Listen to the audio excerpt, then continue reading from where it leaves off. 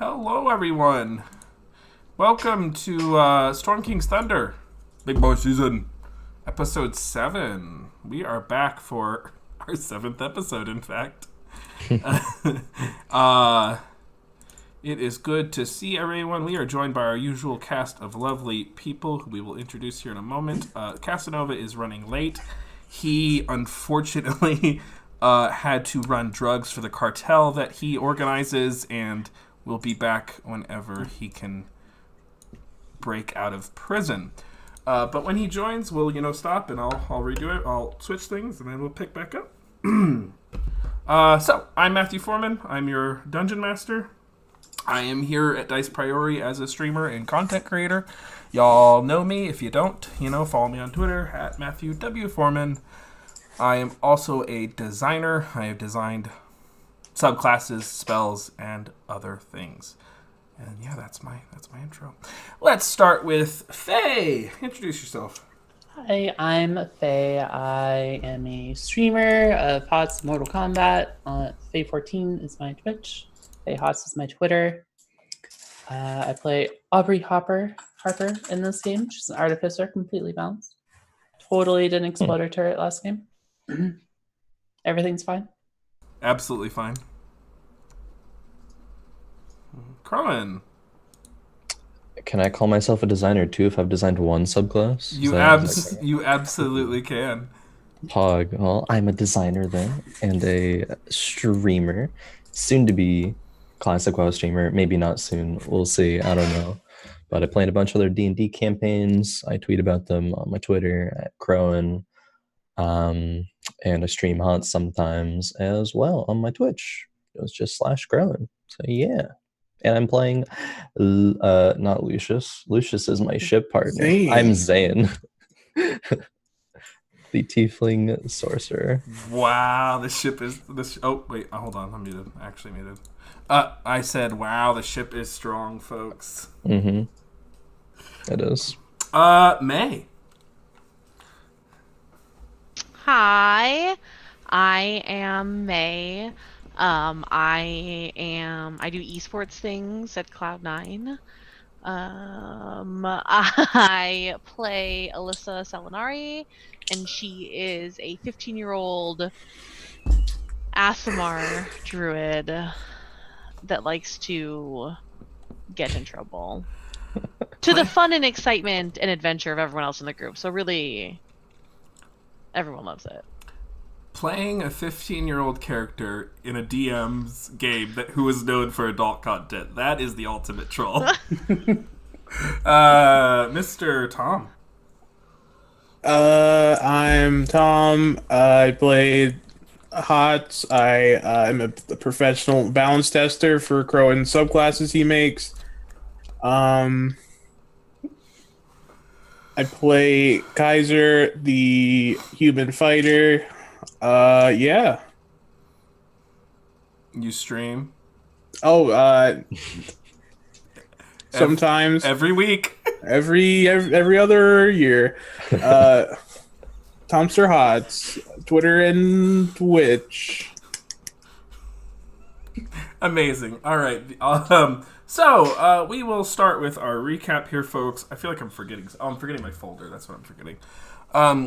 When we last left our heroes, they had just ventured away from the town of Waterdeep after dealing with a Zentarum attack and learning of a conflict between giant kin across the land and the Zentarum. Not so much a conflict, but more of a surprise beatdown where giants had invaded the ruins of throughout the land and reclaimed them. In so doing, they disrupted Zentarum drug supply chains. The party journeyed forth towards the town of Rassalanter, where they were intrigued, at least one member was intrigued, by a keep, the Lonely Keep, that was in the east of the town, east of the Sleeping Dragon Inn, where the party decided to stay.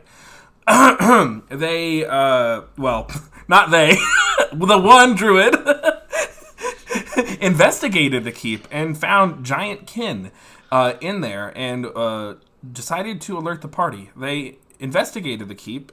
Fighting and violence ensued, and they sussed out that through all the violence, the dead bodies, and the traces of drugs, and the notes that they found, that it was a Zentarum stronghold, one of the things they had figured out. They returned to the Sleeping Dragon Inn and discussed what they had just witnessed and everything that had been going on, that they had been learning along the way, and that they encountered in the Nightstone. Only to put the pieces together that with the strong Waterdavian guard presence, some 60 Waterdavian guards in a town of only 450, that it is very likely that with a Zentarum base so close to town and such a strong Waterdavian guard presence, that the guards were likely to be corrupt. They then heard, unfortunately, the faint noises of their horses being slaughtered in an encroaching guard presence. For the innkeeper, it turns out, was a Zentarum spy and had used the awfully thin walls of the rooms that they were placed in and the utility closet to listen in on their plot. Or, well, their discussion. They weren't plotting. The innkeeper was. The party fled town. And in order to create a distraction, used several implements of magic. Lucius Cavalieri's used just raw physical, throwing fire down and putting things down. Aubrey detonated her flame turret and created a massive explosion, and Zane manipulated the fire that was produced. They burnt the Sleeping Dragon into the ground and made an escape into the hills northwest of Rassalanter. They actually, by coincidence, found the cave of the Etten that they had slaughtered earlier that day. And we pick back up in the middle of the afternoon, about 12:30, noon 30, because you guys had stayed up all night, fled town, and we ended, I believe, with a interesting dream sequence for Alyssa, where she learned that perhaps her cause in life was mischief, or at least these beings wanted her cause in life to be mischief. So we pick back up at noon 30, with you all gathered around in a cave that you know to be safe. Party, what do you wish to do?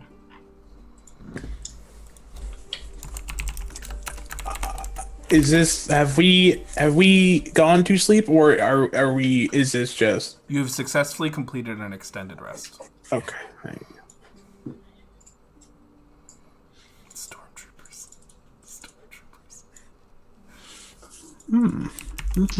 All right.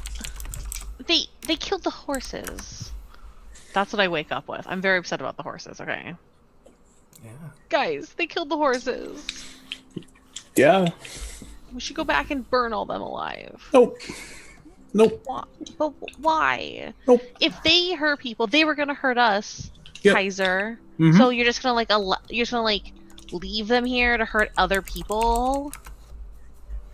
I don't No. think that's our job to solve that issue. I think we try to get to the next town or the town after that and send word back to Waterdeep of what has happened, and they can take care of the issue there. You think they will? Mr. Brightmane sounded like that is what he was trying to accomplish, so if we get word to him, I'm sure he will do what he can. I really want to go burn them all, though. How about we just keep moving so you can take your mind off of burning them in the inferno? Okay. They hurt the horses, though. Okay, I understand they hurt the horses, but there's a lot of them, not a lot of us. We should just go. What if we Yeah. just go to the next place, though, and we find the same people? We don't necessarily have to stop there. We could just go around.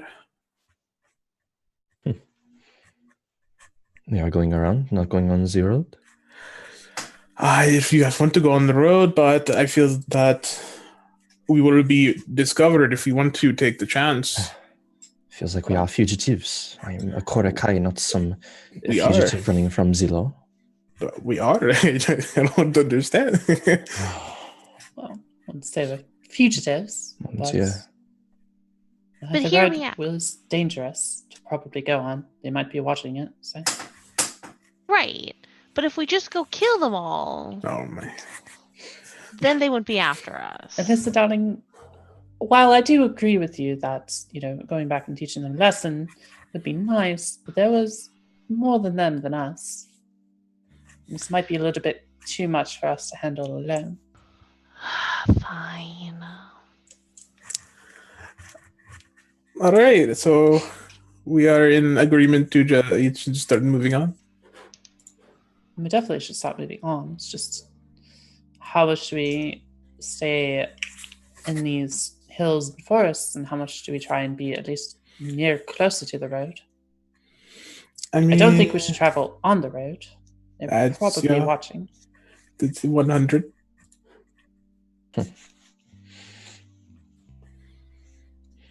Okay.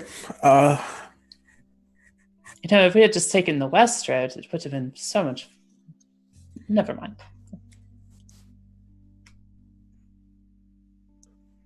I'm not even gonna respond to that. I just start walking.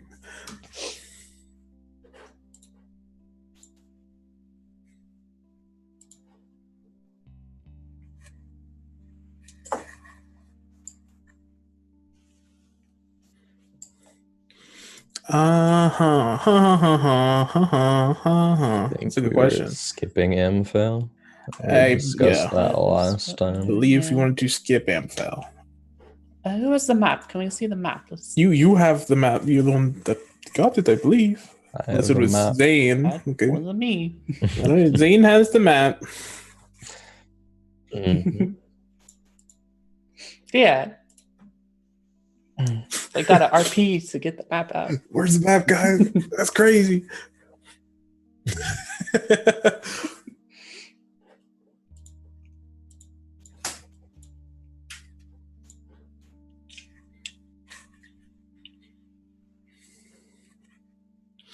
Yikes.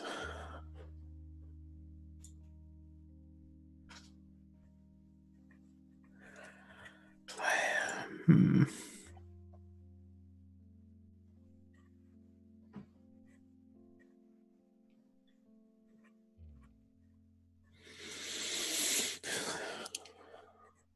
Yeah. How much do we know about Westwood? Is it like spooky scary? If Is you're it demons, Okay, all right. I don't know shit. That's all you.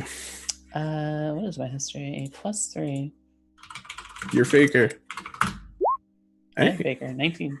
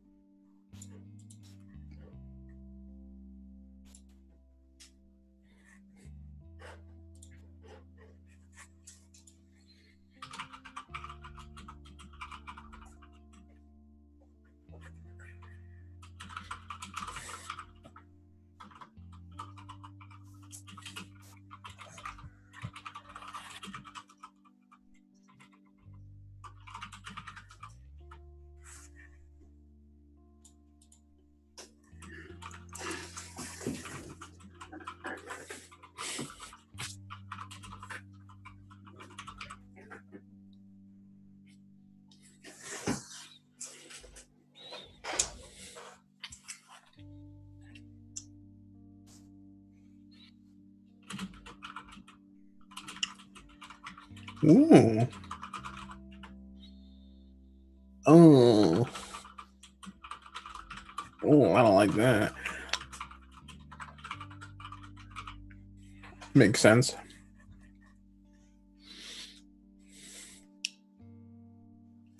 All right. So, for skipping Amphill, we can either go towards Keldell or Red Larch. Either way, we might be passing through Westwood, which has its fair share of nasty business in it. Right. It's not necessarily all bad for us. I mean, from what I remember, it is a pretty heavily farmed place for logging. So, the closer we get to Keldell, the less likely we're probably to be harassed. But, you know, I've heard stories of barbarians there and bandit organizations and all such things. I don't want to go there. Let's not be too hasty here. Well, if we're not going through the woods, then we have to go close to the road, which also presents its own form of danger. So we have to make a decision. I don't know quite to the extent that these gangs really are in this area, but if you want to go to Red Larch, I think once we pass Amphail, we might be able to traverse the road some more. Might be safe, yes. Maybe. It's weird because I think you told him where we were going, so he knows where we want to go. So we're going to a tribe, yes. Yeah, so he would know we'd go on the road, right? I mean, that is the most logical. It is straight north as the road follows, yes. Yeah. Knows in the direction we are going. But But if he knows that we know Oh, here we that go. he knows that we're going to try more, wouldn't he think that we would think that he was after us? So we would think to be off the road, so we should be on the road? I'm not quite following what you are saying. Much brain power that one day. I mean, Say it again. that's an interesting idea, Lissa, but I think at least from here to Amphail, we should not be on the road. After that, we can try the road, but it could end up being kind of dangerous. I mean, either path that we take is going to have its own share of dangers, so just weighing one option over the other, really. It's yeah. What if we walk halfway between the road and the forest? I mean, we don't have to walk necessarily right on the road, sure. Sure, I suppose we can take it. We can travel on the edge of the forest and then get to Red Larch. I think once we get to Red Larch, be able to speak with the Lord there and be able to inform them of what is going on. And so we'll be safer towards Westbridge and then on to Tribor. Okay. Maybe. I mean, this is probably the safest is to go through. Oh, sorry. To go, yeah, through halfway through each, probably be safest. So I'm okay with that. Right.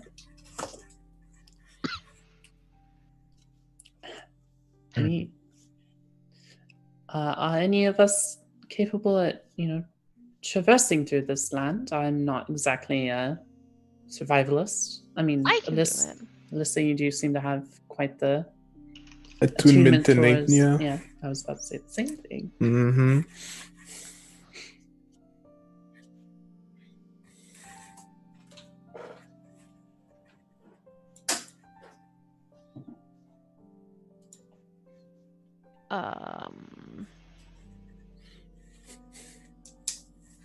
I don't think so.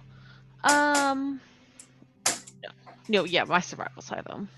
I'll lead us, and I will close my eyes and take a deep breath.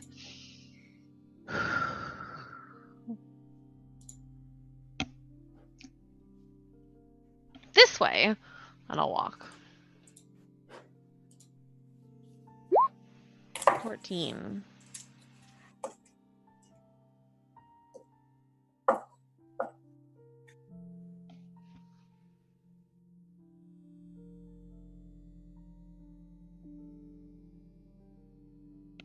Half. I think it was half and half like that. I could be wrong, but I'll draw what I think the path would be.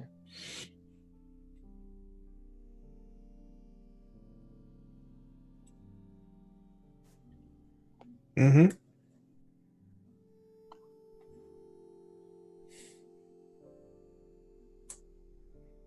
Whoop. Sorry, chat. Sorry, chat. The old muted in two places. Okay, so the goal here is to chart the course that is painted on the map, is what I was saying to my lovely players, who have now decided to kind of skirt around Westwood, hug the road a little bit more, and then kind of part away from it once they can get past Westwood. And then hopefully arrive in the town of Red Larch in one piece. Okay, so you rolled a 14 on survival, Alyssa, And you all set off, and you are able to get out of the hills in pretty short order. These are not the most treacherous or highest of hills as you as you scoot away from the Sword Mountains, and you can see, that more hills in the road to your east, far in the distance, because you're several miles away now. Into the west, more hills, mountains, and basically wilderness all around you. You do see a few creatures as you part, but they give you a relatively wide berth. You see the kind of creatures that inhabit the denizens of the foothills. Cliff racers, that sort of thing. You eventually make your way into the plains that approach the forest. You can see on the horizon Westwood Forest. It is a pretty large a forest, as it were. There are a lot of timber trees and tall, strong trunks with expansive branches as you approach it closer and closer. But you then begin to embank a little kind of more east and approach. So, at the end of day 1, you're about here. You are about there. You'd get about that far, about 24 miles, 25 miles. Oh. So. Sounds good. The X-Tron. God damn it. Mm-hmm. So you stop there, kind of near the tree line, using it for shade and cover, and rest for the night. Is there anything anyone wishes to do? Zane just pulls out the big old tent, sets it up, tries to be as comfortable as possible while being frustrated that he's not on the road. So high maintenance. the pretty ones always are. So yeah, you make a camp for that night, for that first night on the road towards Red Larch. Aubrey would do one thing. She would find some small enough piece of wood and carve a little wooden horse to give to Alyssa. Thanks, Aubrey. It looks just like the horse that I had before they killed it. Yeah, maybe that was a little fresh in the memory. I'm happy about it. I'm galloping. I'm galloping on Kaiser. I bring my horse over and I'm like, look, Kaiser, it's jumping over your head. And I put it on one shoulder, make it jump over Kaiser's head. This is so morbid. See, now we can still run around. Jesus. Shadowfax. Oh no. Christ. Okay. And you are able to you are able to conclude a night successfully. There are these kind of strange hoots and howls from the forest. There are any number of noises and things that you hear in the night. It is not the most friendly countryside. No, it indeed is the savage frontier.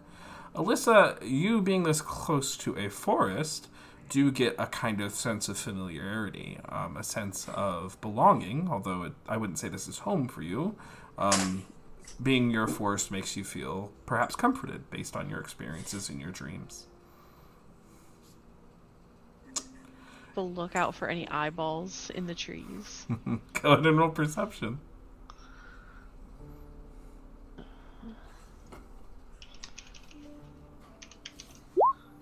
Um, 19. Okay, you look in and you don't really see any. Anything like that. You know that you have been recently visited, and it might be a couple nights before, or perhaps you must go deeper into the forest to commune with those spirits of mischief and the guides that you were told of. Okay. So you all sleep restfully, and you wake the next morning and head out on your trail. Go ahead and roll survival, Alyssa. And someone make me a perception check while she does the survival. 15. Alrighty. Who has good perception? Yeah, I'm waiting. Yeah. Okay, well, since I don't, but I'll do it. Oh. I got a 12. Okay, you are keeping the lookout as she traverses around this forest and allows you all to travel at a pretty good pace. the day moves on, and you eventually... Ooh, okay, clicky, clicky, clicky. So we'll do that, and then about there. You eventually arrive here, and you are well past the city of Amafel, and the X's make me happy. X for Zane. Yeah. And you are there alongside the road in this embankment, still hugging closer to the forest.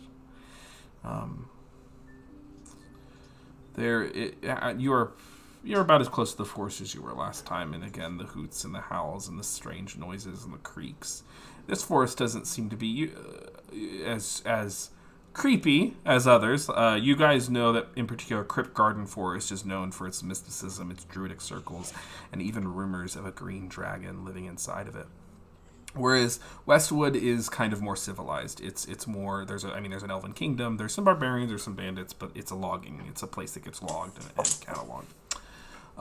You sleep through the night restfully. There's no attacks on the road, and you make for the next leg of your journey.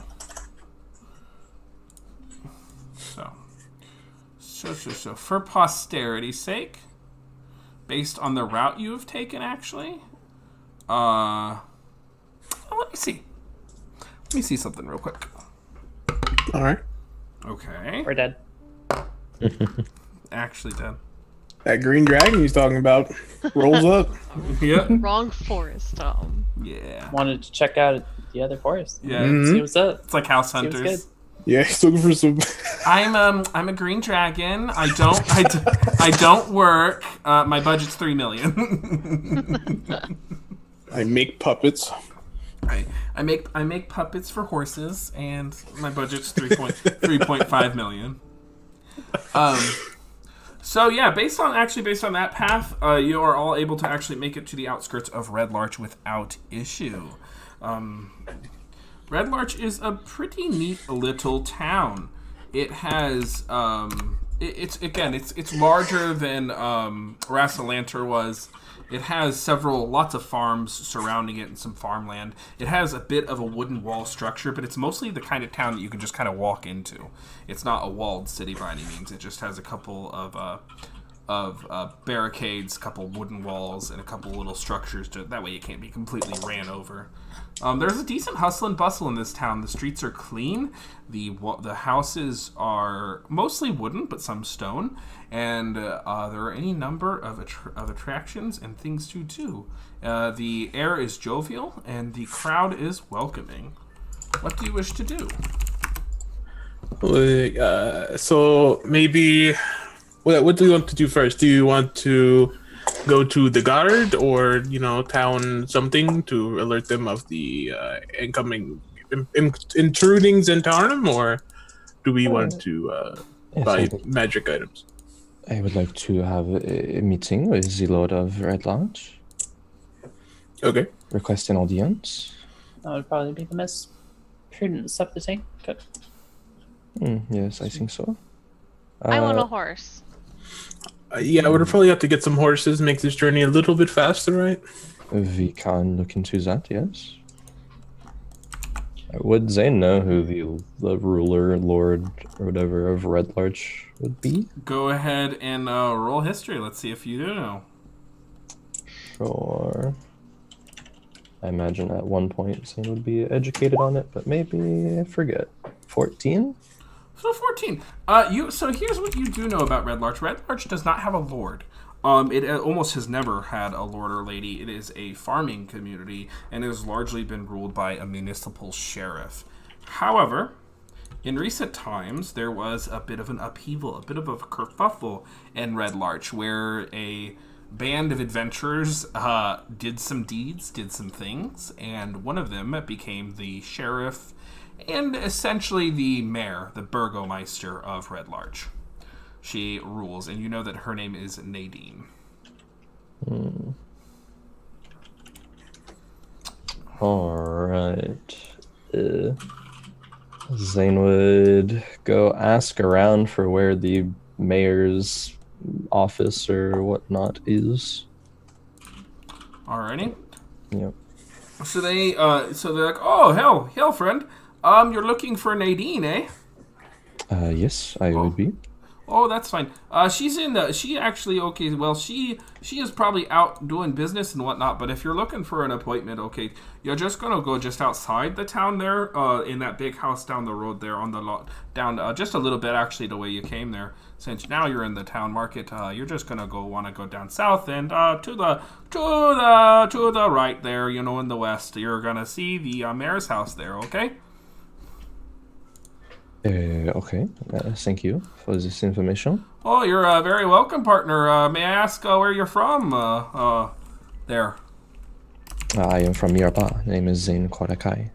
Oh, Mirabar, I've heard of that city. That's real fancy there. They got stones and they got what? They got jewels then, don't you? And y'all answer to dwarves there or something, I've heard, yeah? Something like that, yes. Miraba is a great town. Okay.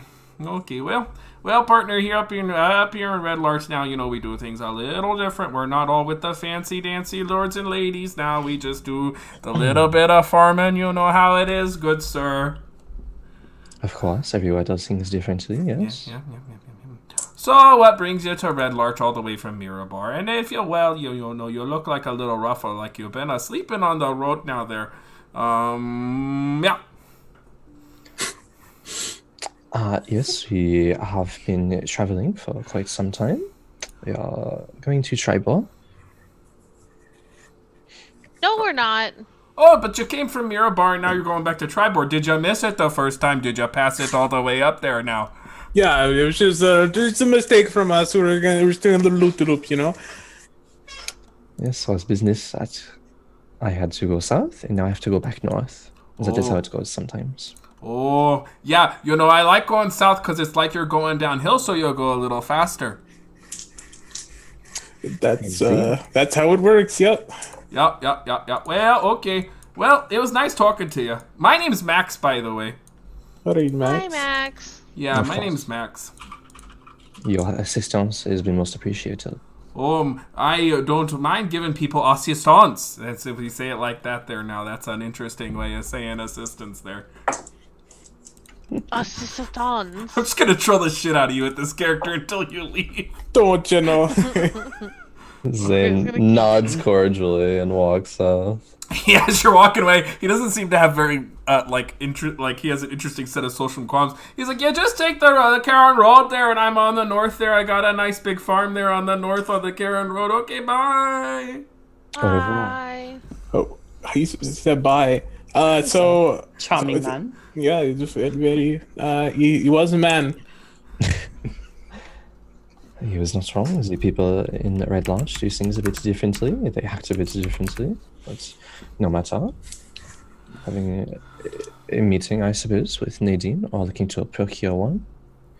Yeah, maybe we should, since we're already in the market quarter, maybe we should look and see if they have any things for sale while we're here.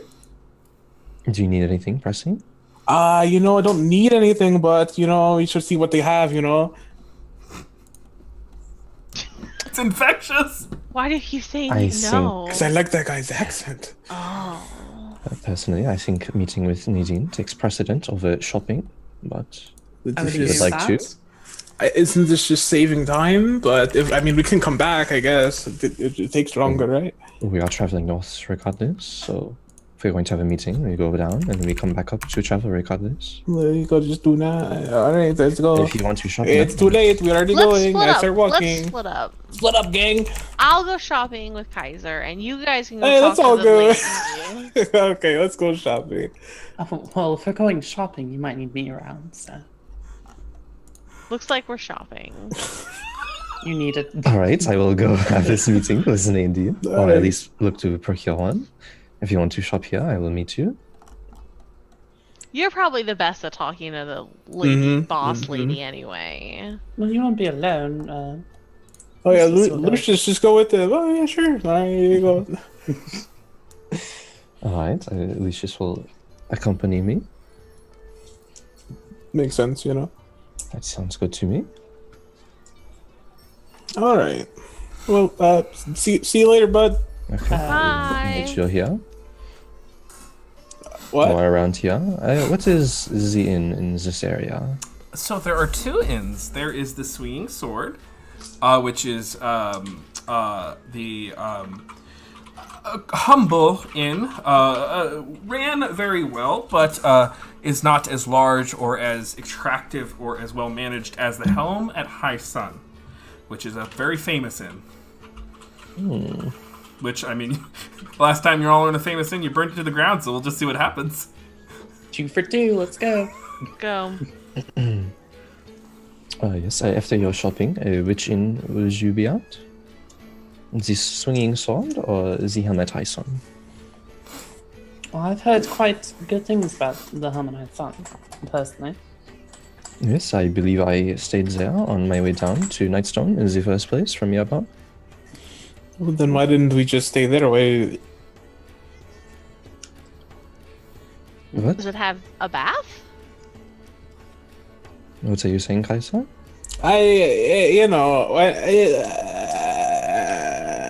Let's go.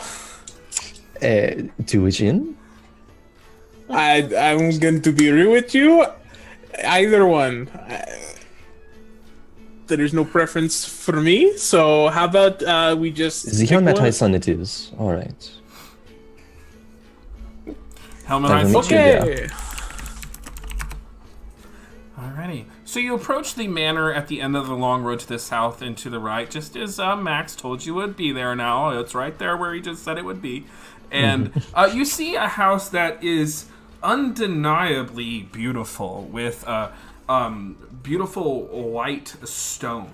And it is a 2-story house and has a kind of gentle lilac roof. And its door is solid black. These 2 large double wooden doors that have this kind of approaching, this alabaster white stone stair step. In front of it is a humble garden with beautiful white roses. And a man sits there on a chair, smoking a pipe. This man is very, very tall. He has a broad, wide gray nose, fiery red hair that sticks up. He wears an interesting-looking golden robe with all sorts of configuration. He is quite skinny, and he is a furbog, and he is smoking a pipe. He just seems to be sitting there, and he has a straw hat on his chest, where he's just kind of holding it, and the sun is peering down on him, and he's smoking a pipe. Excuse me, monsieur? Oh, I didn't see you there. Howdy. Hello. I am looking to meet with the Madame Nadine. I believe she is the mayor of Red Larch. My name is Zane Korakai from Mirabar. Madame Nadine. Well, that's the first time anyone's ever called her a madam. You're very polite. That's nice. We really value that here in Red Larch. So you're here to see Nadine. Indeed, yes. Well, my name's Amafrey. It's a pleasure to meet you. And he stands up, and he is almost 8 feet tall as he just kind of looms over you. But he shakes you with his. He switches hands and shakes you with his right hand. Zane will shake his hand, nod cordially. Oh, hey, who else is with you? This is Lucius, one of my traveling companions. Well, okay, Lucius. It's nice to meet you, Lucius. Nice to meet you. Oh, it's a pleasure to meet you, Lucius says. And is anyone else with you? I wasn't listening. Not currently. I have a few more traveling companions that are in the market square in Red Larch. Oh, you're like part of a traveling band or something? Some things like that, yes. We are traveling together. Interesting. And you see he waves his hand and the 2 black wooden doors open. So your name is Zane, and that's Lucius. That's good. Come on in. You know, me and Nadine used to travel together and go on some adventures till we settled down, so to speak. Did you? Heard she was an adventurer. Were you as well? Yeah, I was. I was part of her crew. We Must were. have been fascinating. Oh, it was. We tried. We mostly got tired and decided to retire and just help manage the town once the threats were over. All sorts of cultist activity. That's where I got my gold robe. Alright. Took it off a cultist. Looks très magnifique. Yeah. Laura. Thank you, Zane. Thank you, Zane. Say, if you're staying in town, be sure to my husband there, Garland. He runs the inn, Ah, the Helmet Hyson. the Helmet Hyson. Oui, yes, I believe I'm planning on staying there before continuing on our journey. So, Perfect. Well, and what was his name again? his name's Garland. Garland. Yeah, we've been married a couple of years now. Not too shabby. He's real nice. Congratulations. Oh, thank you. And he ushers both of you in. He says, I think Nadine is here. I'll be honest, I fell asleep a little while ago. Sometimes she sneaks out, and visits the town. Well, not sneaks out. I don't know why I say that. But, she goes out and whatnot. And he's like, Nadine!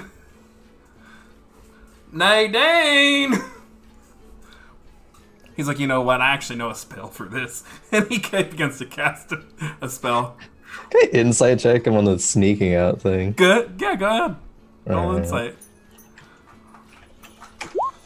7. Hard to read. He seems incredibly friendly and good-natured. Alright.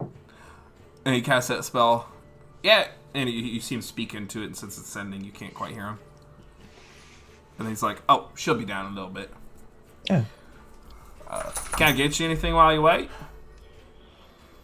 There's nothing that I immediately need, but thank you for the offer. All right. So you wait there for just a few minutes, and then descending down the staircase, because you all are sitting in the sitting room, you hear steps, and when she reaches the bottom landing from the second floor, she arrives.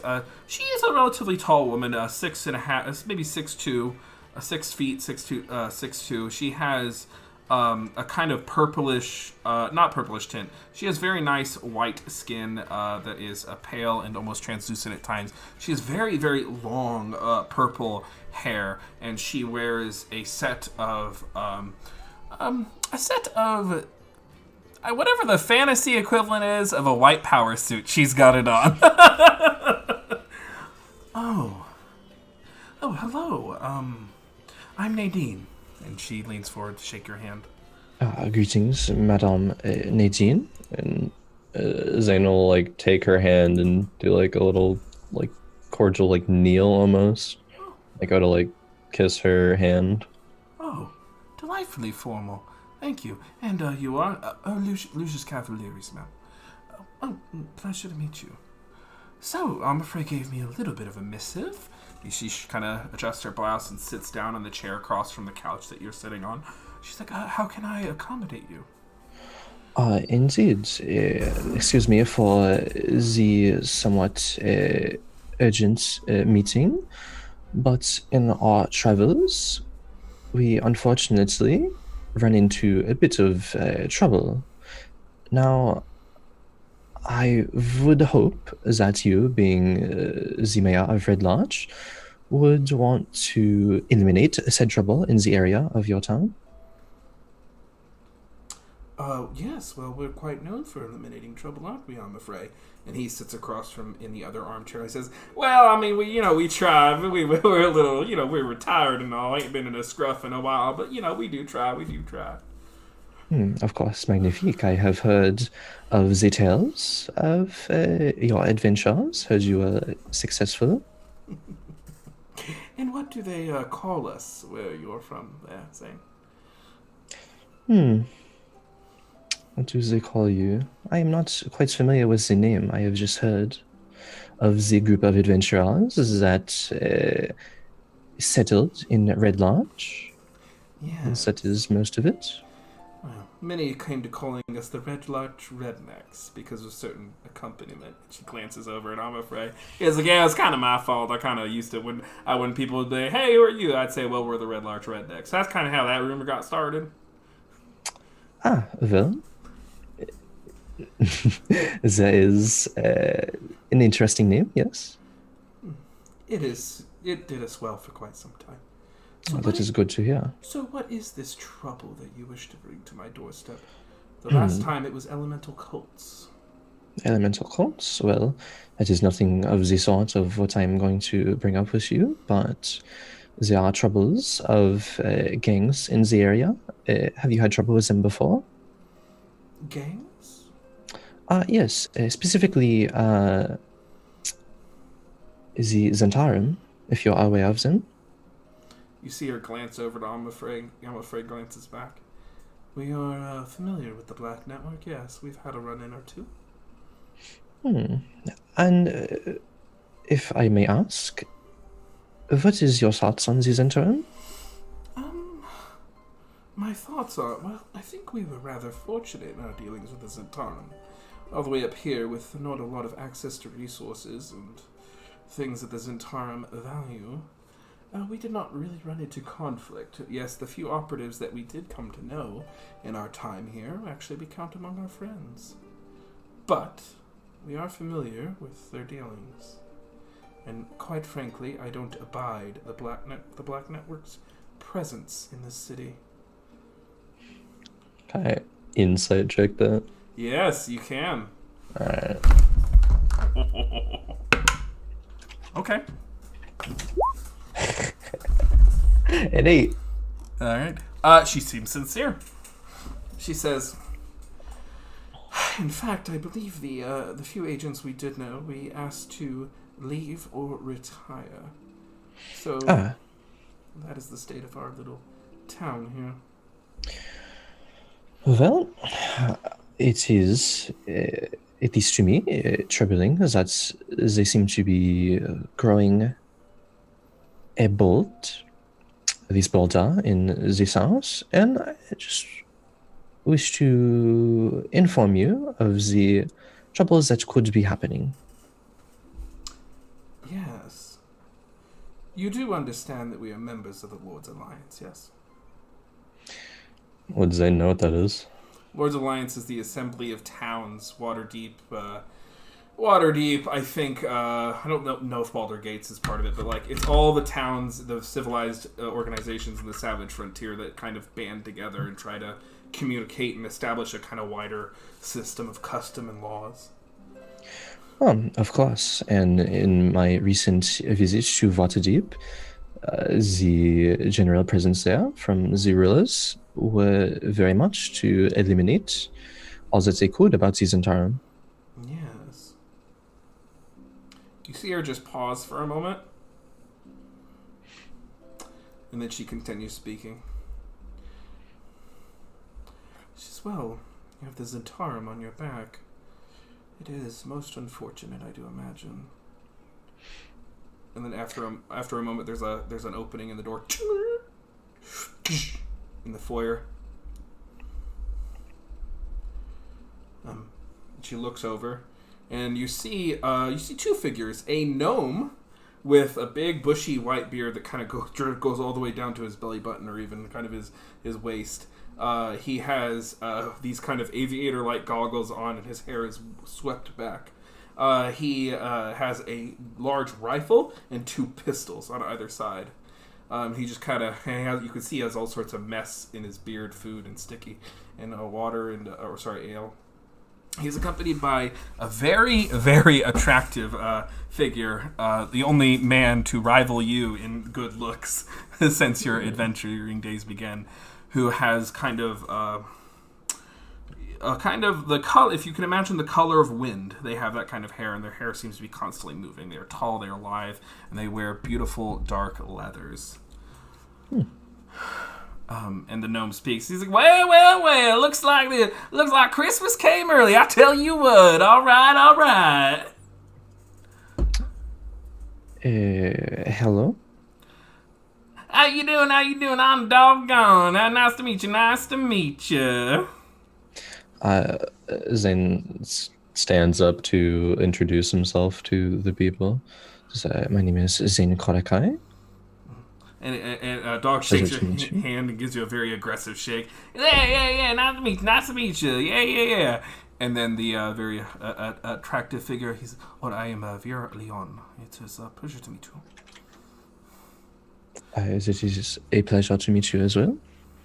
He smiles. Well, you said they got a bounty on them, so let's just tie on up and get this on done. They're gonna be a good old paycheck, ain't it? Yeah. You can see Nadine looks exasperated. She's like, did you get the entirety of my message, or did you just give bounty and came running? And Dogs pauses. Well, you know, that magic hard to hear every now. I am sorry. I did not bring you here to capture them. And she looks over at you. She's like, you should know, and I'm so glad you came here first. You should know there is a bounty on your head. You are wanted. If this is so, do you know Mirabar well? Do you know the Korakai as well? I do, which is why we're having this conversation. Indeed. As you are very smart to be having this conversation, then. So what is it that you would like? Madame Nadine. I don't want anything. I may maneuver people, but I don't want to manipulate you.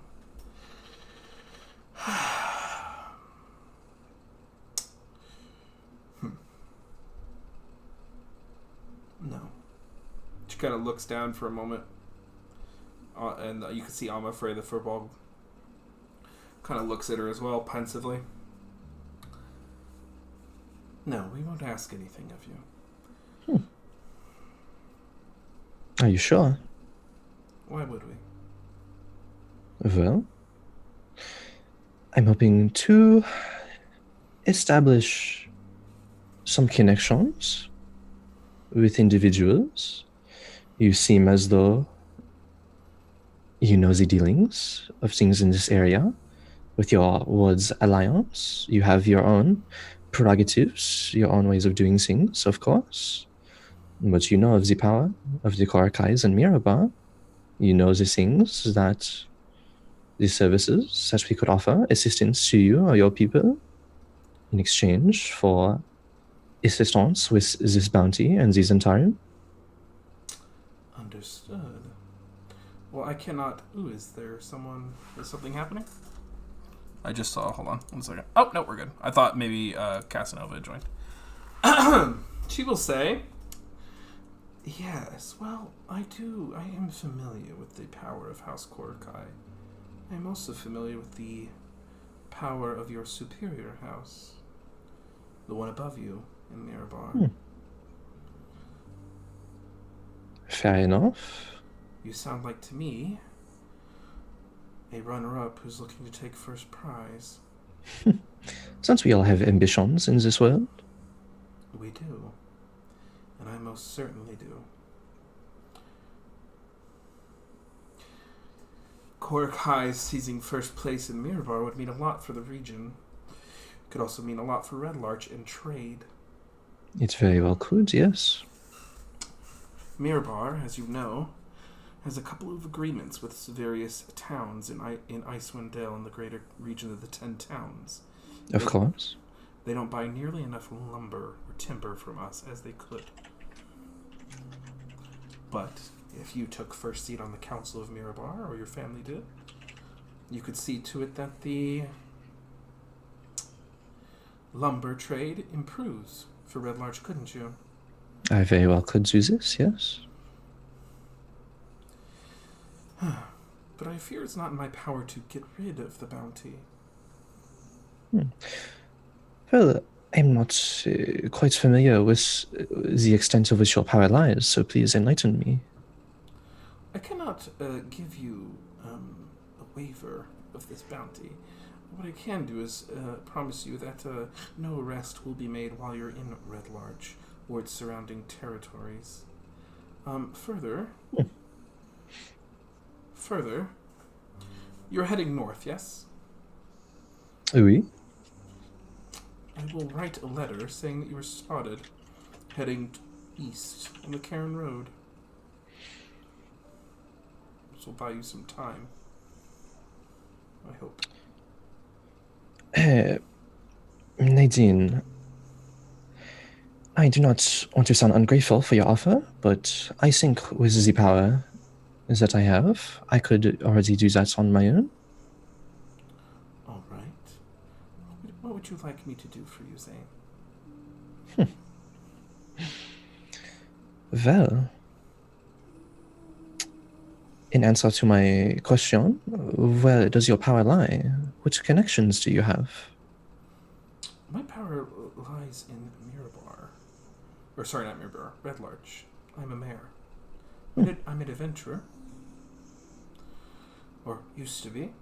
But I am afraid my influence doesn't extend far beyond here or Keldell. I'm sorry to disappoint. Well, that could be okay. If not in connections or influence, then perhaps tangible goods, if you have any of those. We do. Most of our goods are sold through Doc. He's the owner of that purple store in the market. Perhaps there is a few things we could offer you.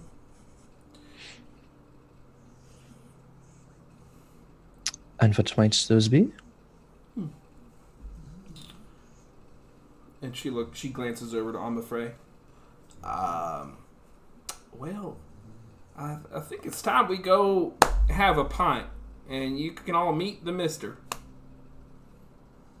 The Mister? My husband. Ah, He's got,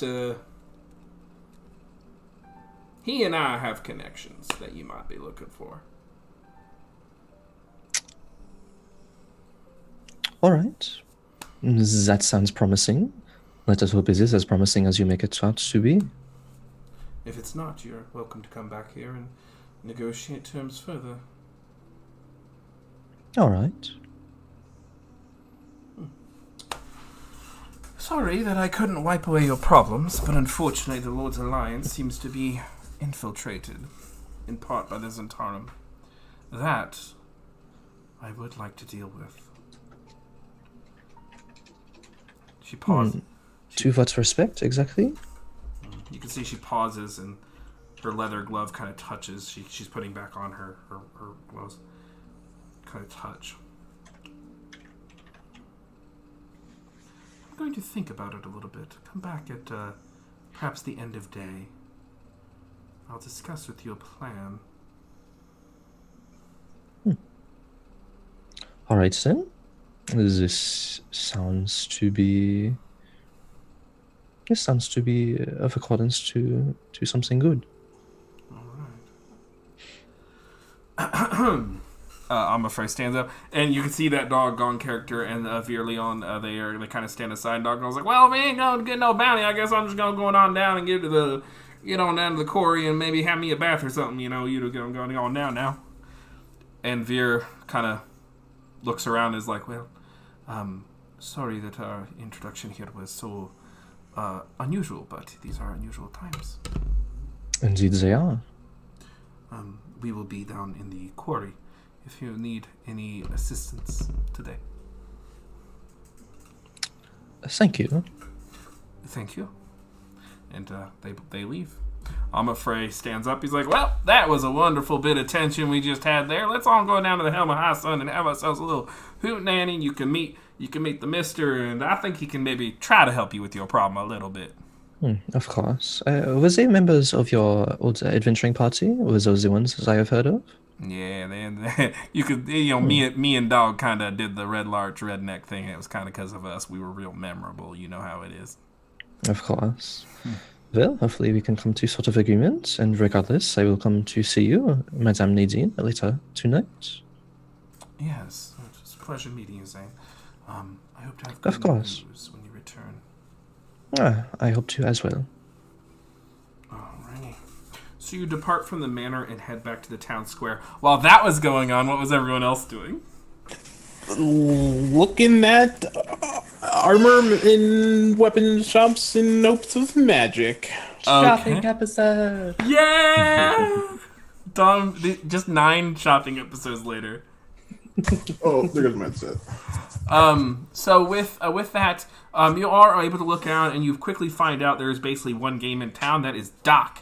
He has this kind of purple caravan, large. It is almost like a 2-story bus that is then expanded and builds like a tent. Is in fact literally a tent that builds into the back of it that functions as his shop. He seems to be able to pack up and move whenever he wants. And he's like, oh, welcome. Welcome to Doc's Wonderful Emporium. How can I help you? Doc, what do you got? Well, what are you looking for? Any ornaments or weapons or such like that? Well, let me see. You a fancy sword there? Is that what you're using? Swords, axes, it's whatever you have. All right. Well, I've got a couple different ones that might be of use to you, but they're a little on the pricey side. Pricey side, okay. Yeah. I've got a sword here, and he pulls out a long sword. It catches fire. Ooh. And he kind of swings it around a little bit.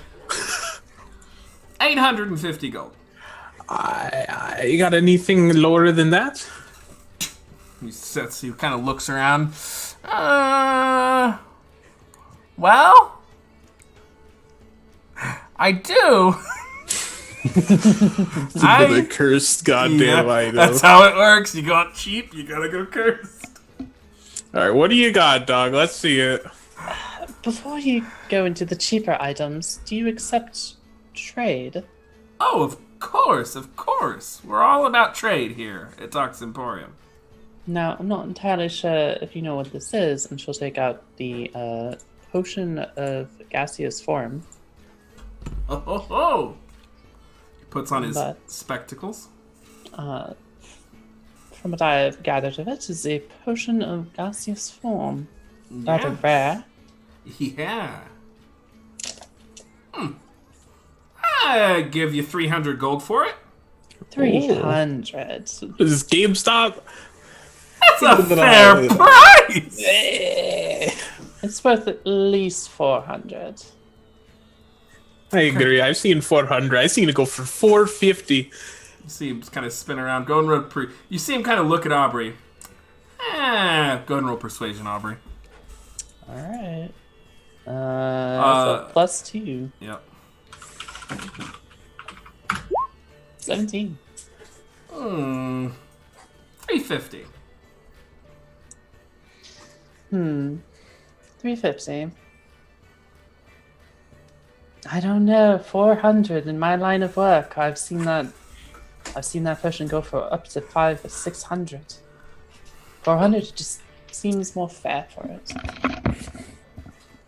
All right, but that's only because I really like potions. 400 gold. Alright. Dog.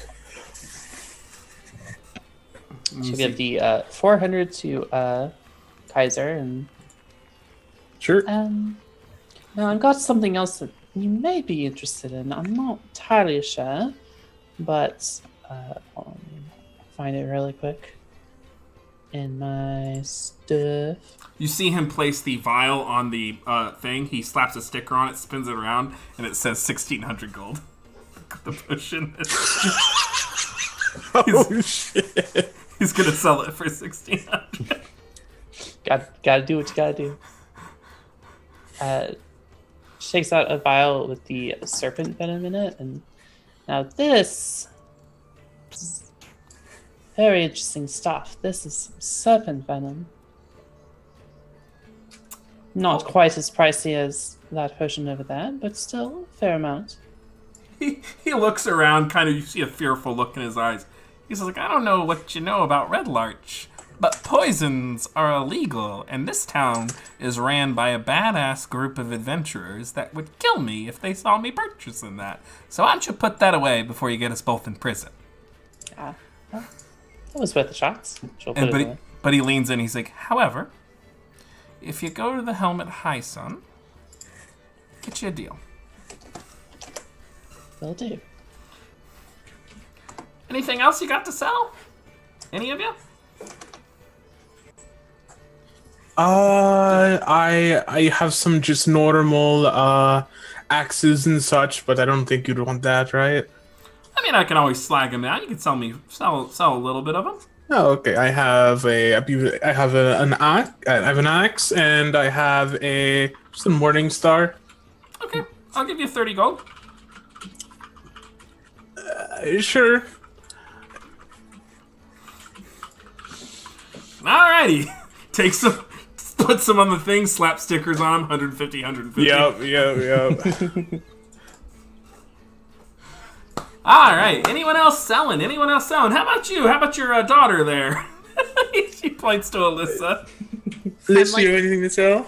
Not paying attention. I'm literally just like looking at anything shiny that I can. A lot of shiny stuff. A lot of shiny, like the shiniest thing. The shiniest thing there is a beautiful chrysanthemum amulet. He says, it's caught your eye. It's so beautiful. Yeah, made it myself. You made it? Yeah, I sure did. Is this your house? Do you live here? I do. I live in there. I live in the top floor, and he points to the top floor of his caravan. There's so much stuff here. I'm a procurer and What does tradesman. that mean? Well, I buy items and then I sell them. And I have different people throughout the land who work for me and collect items through ruins and evil towers and haunted mansions, and they sell them to me. Yeah. I love Haunted Mansion. Me too. They always have really great items in them. Oh, really? They have like ghosts. I met a ghost once. Mm. You know what? I think, listen, I'm not going to lie. That amulet there, it's a little out of your price range. It's a little out of your price range. It's so pretty though. But I got something you might be interested in. What? Well, and he kind of, he steps around the back and then comes out. This item is kind of a limited use, you might say. It can be destroyed, but it's awfully mightily powerful when used. And he pulls out a staff that is long long purple and wooden staff. This is a staff of the Python. When you speak a command word, it'll turn into a giant snake that fights for you. But does it only work once? No, you can keep transforming it back and forth. However, when the snake dies, the staff is gone forever. How big of a snake is it? Do you want to see? Yeah, show me your snake. You see him, he places it on the ground before he's like, everyone step back! Witness my giant snake. And he claps his hands together, and you see it bend and twist. And it grows. And it grows. And it grows. To a huge, literally huge category-sized giant constrictor snake. Probably 22 feet long. And it coils up. And you see it kind of look around at the crowd. And everyone's like, oh! He's like, ah! You obey me now. And the snake looks at Doc. Hisses. See? Works like a charm. And he speaks another serpentine command word. And it back into a staff. Well, that seems pretty cool. Take good care of him, he'll always be with you. But if he dies, the staff is gone forever and you can't resurrect him. Oh my. 500 gold. 500 gold? It's a powerful magical snake.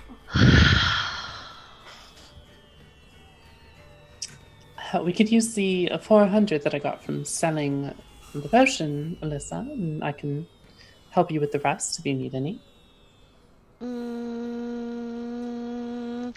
Okay, if you let me use the potion money, I have all these sparkly things that are worth 100, and I'll pull out like the 100 The gems. stones I have. Yeah. All right, Casanova's here. I'm going to switch people around real quick.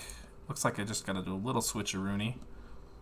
I was smart about my scenes this time, so this is not going to take long. Hi, Cass! Hi, guys. Hi, Cass. It's good to see you, buddy. We're happy to have you here. There's a couple threads I wasn't sure how to do them without you here. I'm sorry. That's okay. We've been having a good time. We managed to make some hay.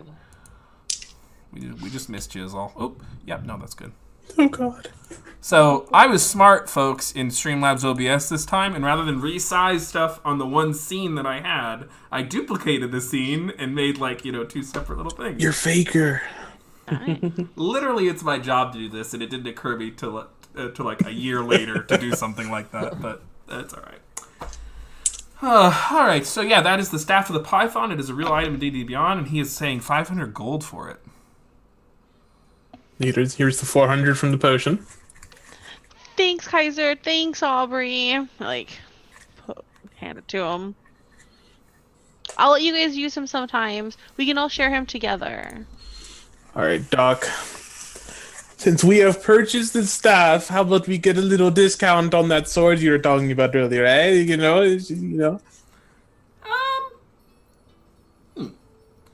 I don't do discounts for people purchasing. However, call me horses. I have offered this to people in the past. Oh, no. A kind of a sponsorship. Uh-huh. An affiliate program, if you will. So, I got these magical orbs, and he from his hand appears from an illusion, 5, I'll just say, magical orbs. He kind of spins them around in his fingers. They're small at first.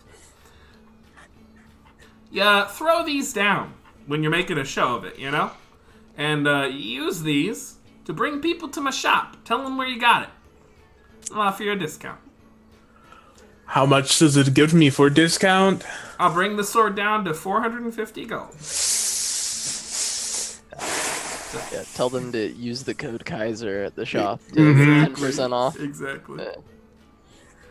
500, 400, you said? 450. That's what he said. Motherfucker. That is what I said, right? Oh, is That's it? exactly Okay. what he said. I swear at 400. Okay. No.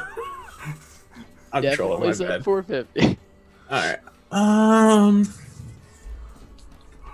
450. Ha ha ha ha.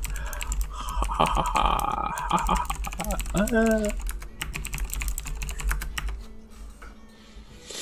It's a good deal. It is a good deal. Discount. All you gotta do is pay it forward, my friend. That discount's almost as huge as his Python. Oh, I didn't see you there. As you and Zane arrived because the party was split. Oh, were we split? Oh, fuck. Oh, beautiful. He kind of looks at both of you. He's like, what an attractive couple. Never mind. And the furball that you are walking with is kind of standing between you. Just to catch you up to speed, Casanova. There is a furball. Furball wizard, yep, named Albafred. Okay. We are not together in that way. He kind of looks at Albafred. He's like, that's disappointing, but to each their own. Indeed. Alright, Doc. Give me those orbs, I'll do it. And he flicks 5 orbs to you. Alright, I got 5 orbs. 450. 450. It's a flame tongue longsword, my dude. Alright. Yeah. That's a good fucking deal. What's the word I use to make it whoop, and then whoop? He leans forward. I lean forward. You make a bunch of hissing noises however you want. I kind of go like a story. Make it sound real creepy like. It means, in the language that I use, it means Death Eater. And its name. Monka S. That is the snake's name. Okay. And how do I make him go back? Do I say his name again? Yeah. That's easy. Yeah. I'll remember that. Have fun. That one's one of my prouder creations. I made that one. You make so many things.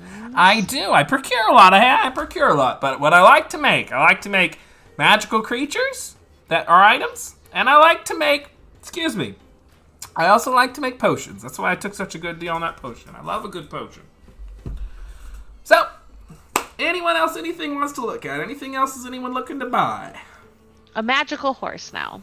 I don't have any magical horses, but you can ride that giant snake. Can we all ride the giant snake, or only I can ride the giant snake? 3 of you can. Okay, nice. It's a huge creature. Nice. Yeah, 3. Mm-hmm. That thing is so strong. Oh, there goes Thinking about all the horses my giant snake is gonna eat. Oh my god. So, handsome fella's back there with my good friend Humphrey. How you doing, sir? I'm afraid. He's all, we're doing fine, Doc. I'm just gonna take him over to Helmet High, son. You know, little business is all with the mister. He goes, oh well, you know, enjoy. Can I get you anything? And he looks at Lucius. No, actually, I think I'm all right for now. All right. How about you, Zane? No, I think I am also okay for now. All right. Enjoy your time at the Helmet High, son. Nice doing business with you. And remember, Doc's Emporium in Red Larch. We'll tell everyone bye, Doc. Thank you. Okay, bye. Okay, who wants to ride my giant snake? That phrasing is quite alarming, but perhaps not now. I think we have a meeting. Alyssa, on our next leg of the journey, I'll go for a ride with you. How about that? Yay! Okay, I'll wait. I didn't want to mention it, but I am slightly afraid of snakes, so I might not partake. Why are you afraid of snakes, Aubrey? You know, just a bad experience as a child. Okay. That's why I don't like apples. So, I understand. Fair enough. Okay. It'll have to be a story sometime, and have to explain what happened with apples. It fell on my head. I was sitting Oh. at the bottom of the tree. And then I was like, I don't like apples. And I never ate an apple again. Fair enough. To the inn? Yeah, I'm afraid introduces himself. He's a tall, fur-bog wizard with bright red hair, wears golden robes. He stretches out. I'm afraid Barkweave. He stretches his hand out to Aubrey. She accepts the handshake and Aubrey Hoppa. Nice to meet you. Nice to meet you, Lucius. We already met, actually. And then he extends a hand to Kaiser. Oh, hello, Kaiser. Name, yeah. Yeah. And you, little miss. My name is Alfred Barkweave. Nice to meet you. I go like this on his hands. Like, I'm Alyssa. All right, then. I'll show you on over to Helmet High so we can have a nice little meal and get to know one another. How about that? Zane has told me of your little predicament here. To catch you all up to speed, we are making a deal with Madame Nadine of Red Larch, and here he is one of Nadine's old adventuring companions, and still in close contact with her. So we're trying to make a mutually beneficial deal between us. All right. Which extends us in our journey right now to the inn, the Helmet High Sun. That's right. My husband, Garland, he runs the inn, so that's what we're going to do there. We're going to meet my husband. He's got a few connections that might be able to help you all out, and we're going to do a little wheeling and dealing, all right? All right. All right. And he escorts you all to the Helmet High Sun. Helmet High Sun is a very lively inn. Even at this time of day, there is drinking. There is loud, boisterous noises. It is kind of dimly lit, kind of like when you walk into a bar in the middle of the day. Still dimly lit. And you are immediately greeted by a handsome and athletic older human who has salt and pepper hair, green eyes, and wears dark leathers. And he says, "Oh, darling, you're here with such an accompaniment. What are these? Did you make a bunch of new friends today, darling?" And I'm afraid speaks. He goes, well, I think we did. I think I picked up a lot of new friends. Well, you know me, Garland. I just can't really quite resist. Oh, well, any friends of my husband? Friends of mine? Why don't you all grab that nice reserved booth there, and I'll be with you in a moment. Of course. Thank you. So you all are escorted in, and you order drinks. And some food will be brought to you. Nice little charcuterie to eat and pick off of.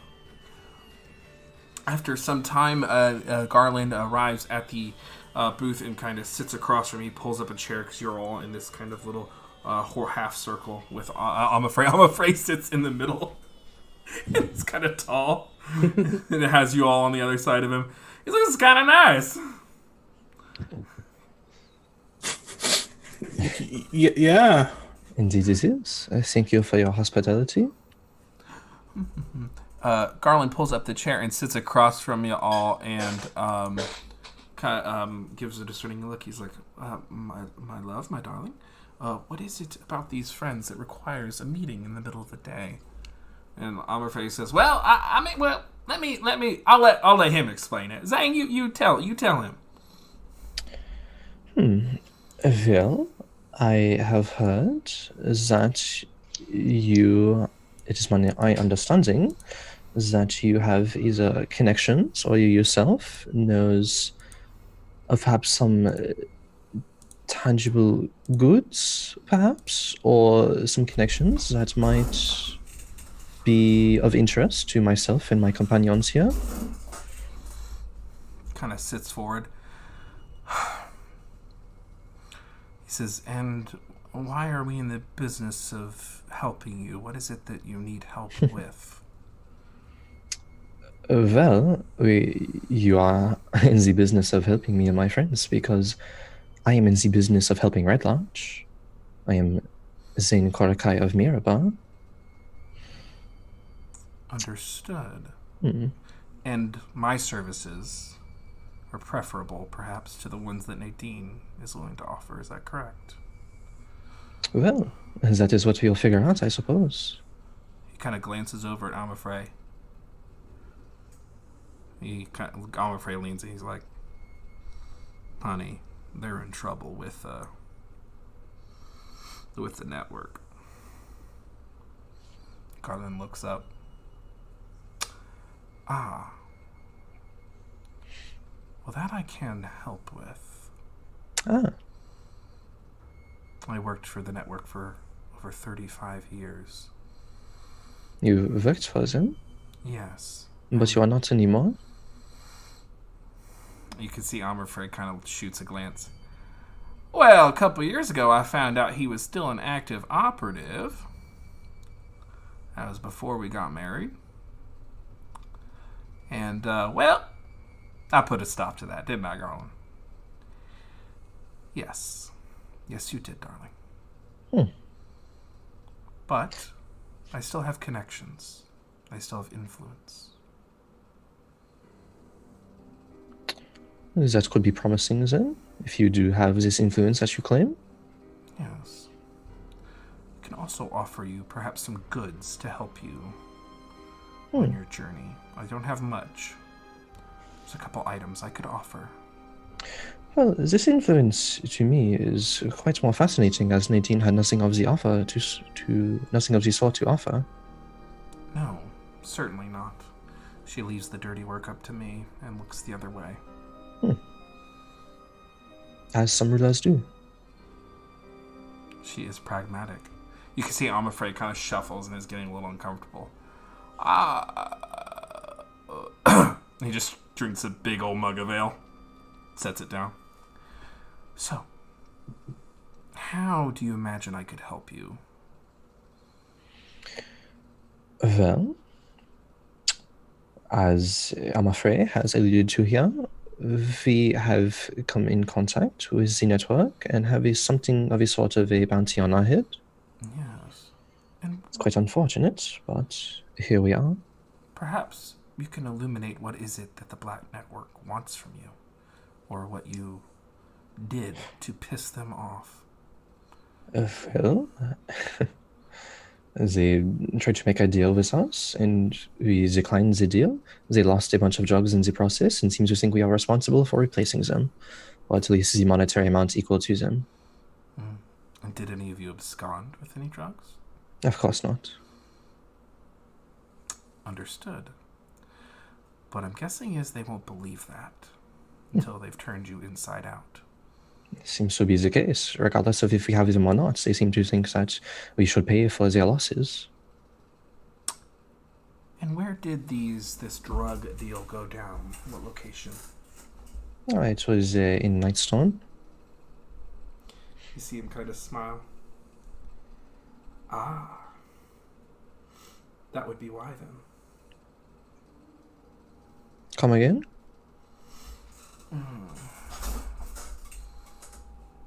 As I understand it, there was something amidst the drugs that was in Nightstone.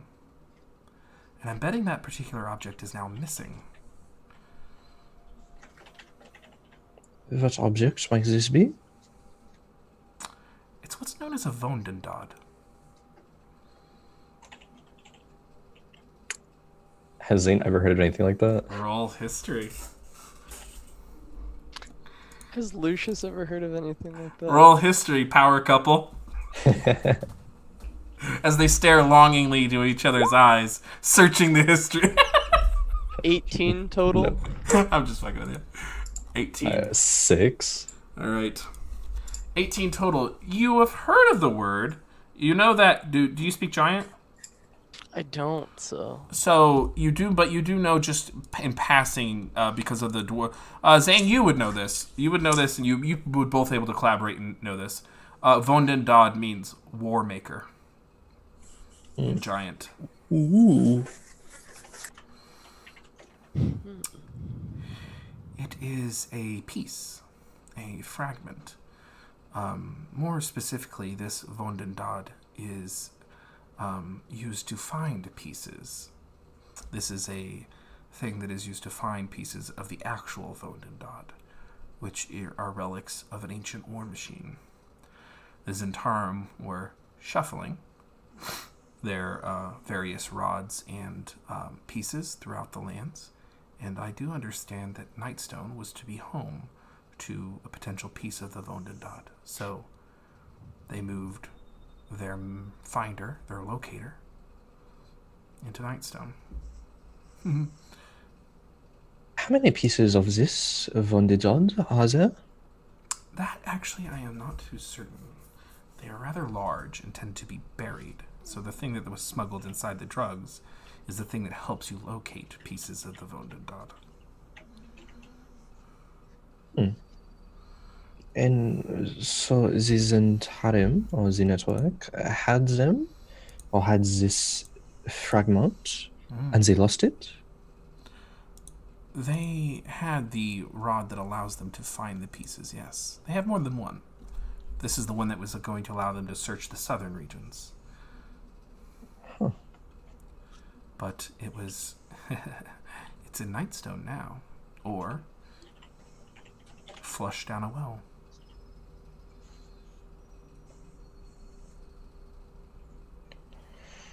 I suppose that is why they are so eager to find us. Yeah, They perhaps think that we have it.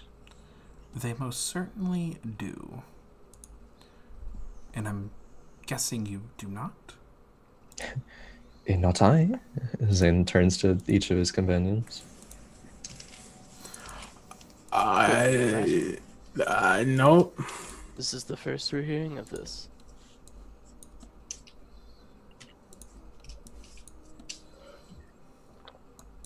I suppose not, then. None of us are indeed in possession of this. I do not remember seeing anything of this sort either. Although I suppose it is more of Nightstone that cleans up the aftermath of it, and not I or us. Well, then, all right. The Nightstone is going to be in grave peril. I hope they are well fortified. could we send word to Gavin? To Lady Fury. That would be best.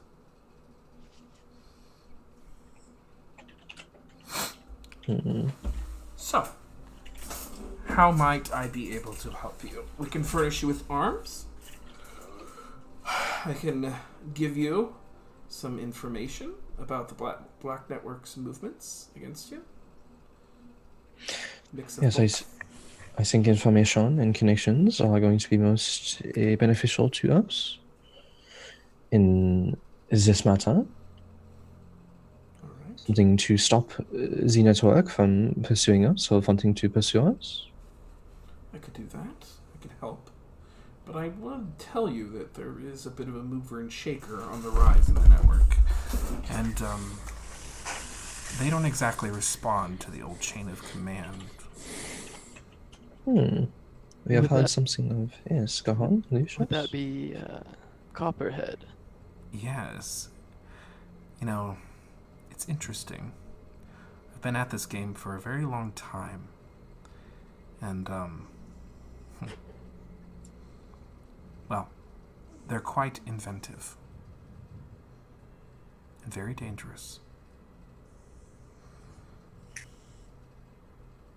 Do you know who they are? No, no one does. They've taken on the moniker. But it's, you know, I've been at this game for a while, and we're all in this together. We're all playing by the same rules. Until someone comes along and changes the game.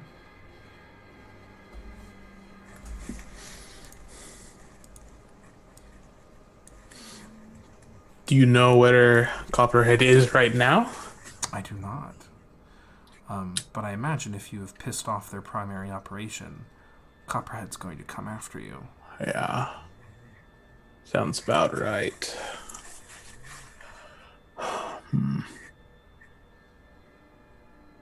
So, let me give you some tools for the job. And he tosses something on the table that looks like a kind of small hat. Shoot, it skids across the table. I'll unfurl or unpack whatever said thing is. It's a hat, and inside the hat there is an amulet. Oh, okay. So, take these with you. Make How them was a- that? What's the hat look like? It's a hat of disguise. Is it like a top hat? It's no, it's like a little beret. Damn. You wanted a top hat? Mm-hmm. Really Well, you tall could top probably hat? make it look like a top hat Probably could, yes. because it's Hat of disguise. Disguise. Yeah. your disguise could have a top hat. What's the amulet do?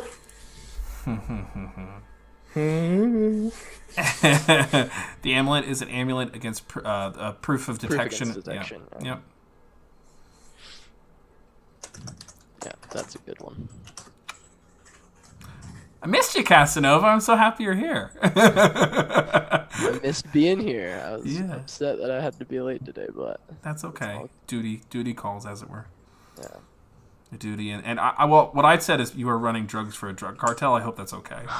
You know, that's not really on brand, but we'll roll with it. I just like to make up outlandish stories when any of Yeah. you are late. So, Yeah. so yeah. So he's like, in addition to this, I can give you at least a heads up, and I can perhaps prevent the worst of it from coming down on you. But Copperhead is coming for you, and they are quite frankly outside of my realm of influence. But the Black Network is not without its factions. You're headed to Tribor, yes? Yeah. That is the plan. Alrighty. I have an operative, and you can see I'm afraid kind of spits out of his ale a little bit, and he goes back to drinking it. Called Lemmy Two Shoes. Okay. My boy Levy. Okay. That's right. The old Lemmy Two Shoes. Definitely trustworthy.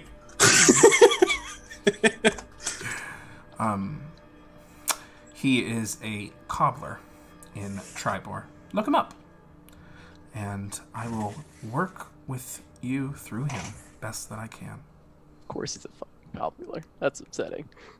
2 shoes as a cobbler, really? That's right. That's right. That's right, folks. Welcome to Big Boy season. Welcome to my world. Welcome to the Forgotten Realms.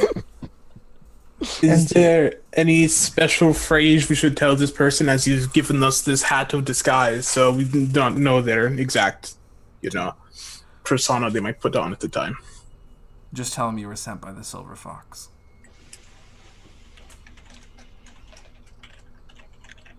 And what exactly does this Lemmy specialize in? He specializes in whispers, information, and mind reading. Lemmy is able to read minds? Right. He absolutely is. How did you get the nickname Silver Fox? It's pretty cool. I'm afraid looks at him. He's like, because he's hot Oh, and older. that works, yeah. And he looks at you, Kaiser. He says, I use 2 silver short swords as my weapons. Okay, that makes more sense. This is pretty cool, I like it. Are you also perhaps able, perhaps not with a Copperhead, but for the other factions of the network to lead them off of our trail? Perhaps even with Copperhead, leads them off of our trail? I can definitely keep the Rassalanter faction off your back. And that's about it. You'll be happy to know that there is no Zentarum operation in Amphale, so if you have to go back, you can stop there. That is good to know. Now, Garland, Yes. with this hat of disguise, I too, with my own magic, am quite capable of impersonating others. In fact, it's a bit of my specialty. Are there any guises that you would feel most helpful for us if we were to get into a bind?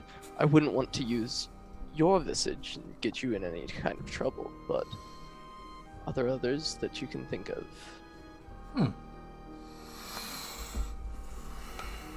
Any that you could perhaps teach me with that hat right now? I don't need the hat. Ah, I see. In fact, there is. And he kind of starts to lean forward. As he does, you see these kind of worms crawl around his skin. And as they do, his visage shifts and changes as the shadow washes away from him. And he turns into an old woman with a single gray out eye. The other is socketless. He is considerably shorter than he was.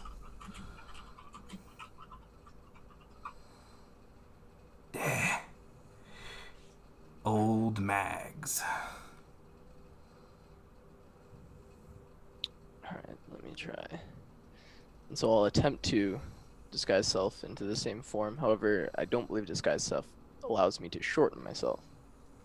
Within a foot. Oh, within a foot? Okay, well, I will try my very best to go to exactly what he has. He says, Old Mags. Yeah. Yeah. I'm a poisoner who travels the wild. I've done some work for the Zentarum before. I tend to stay in the northern lands. Alright. Poisoner from the northern lands. Yeah. Everyone knows I'm a witch. And he steps back and unshadows and returns to his normal look, his garland appearance. I'll push mine back as well. So, With that, would we not be bothered, say, if we were to spot some Zenter and I take on that form? you might be asked to procure some poisons, but yeah, people generally give mags a wide berth. Alright. I appreciate that, Garland. You're welcome, Lucius. So, Zane, since you're leading this negotiation, do you find these terms satisfactory?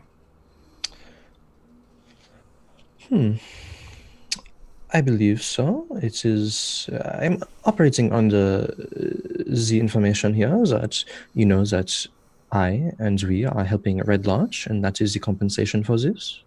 Yes. Yeah, of course. Then there's other terms that I wanted to bring up with Nadine later to perhaps assist each other further. Should I bring them up with you, perhaps, or maybe I'll wait until after? Yeah, you should bring those up with the boss lady. Of course. Are there any other questions any of you have for me, or would like any topics you would like to discuss? Do you have ways of sending secure messages to, say, Positive? Oh, absolutely. There is someone there that should probably be told a bit of the information that we've gathered so far about this time. And who is that? That would be something Brightmean. Go look up the first name. Larfugal Brightmane. Narfugal Brightmane, the watchful order of the Magus.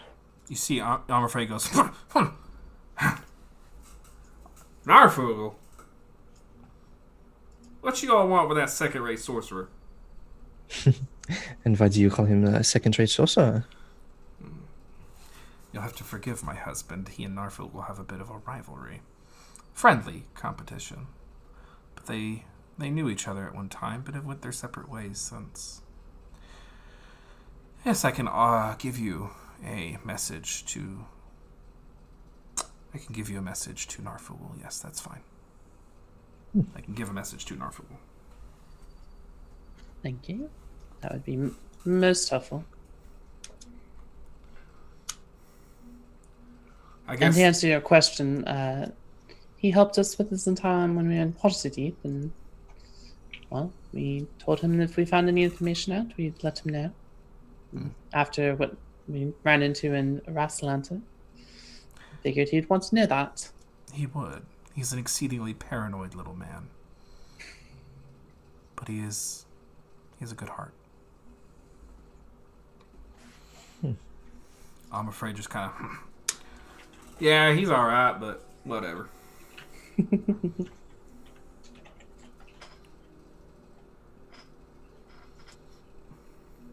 He kind of sits there for a minute. He says, "You know who we might key in on all this?" And Garland goes, "Who is that, darling?" The Harpers.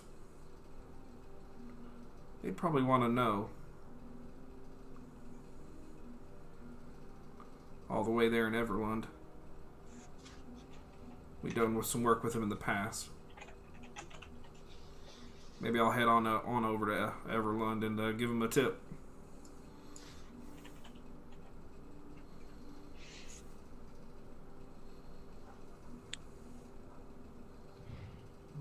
Garland says, "Whatever you feel is necessary, dear." Just might do. Would Zane recognize who these people are? Roll history. Okie dokie. 9. You know that the Harpers are a major faction of do-gooders and adventurers. They have a powerful base in a city known as Everlund. Okay. They're very powerful. They can rival the Zentarum.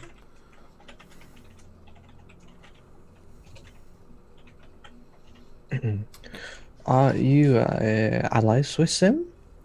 Yeah, I did some work for them in the past, in our days, and we're not members or nothing, but yeah, we worked with them when we were rooting out the cults around here. My membership lies elsewhere. Of course.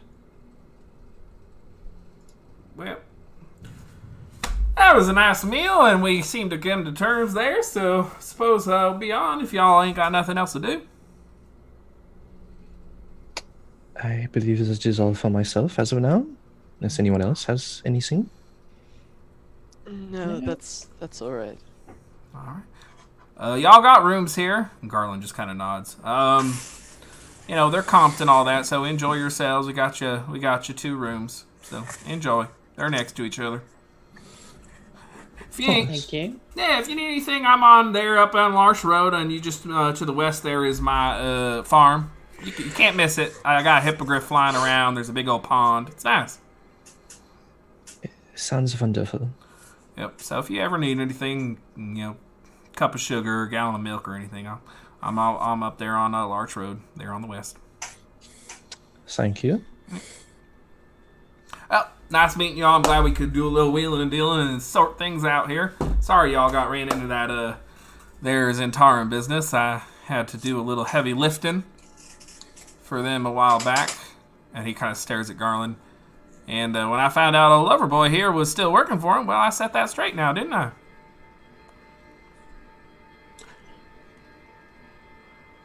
Well, Okay. Thank you so much, I'm afraid. have a good one, appreciate folks. Yeah, of course. Of course.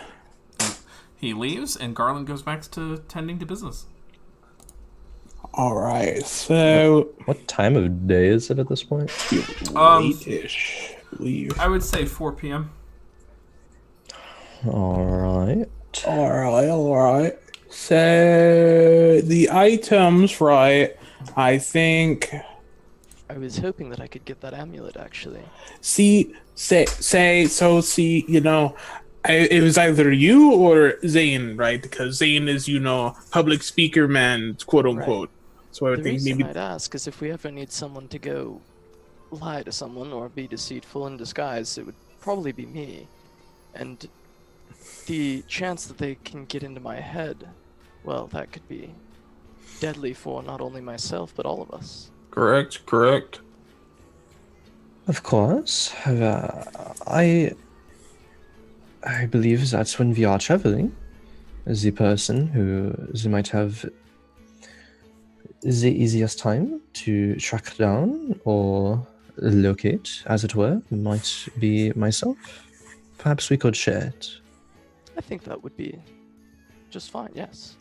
All right. That could work quite well. We'll make that dandy. So we have the hat, right? So what do you want to do with that? Unless it is absolutely necessary, I do not wish to undertake another form. So that is for you all.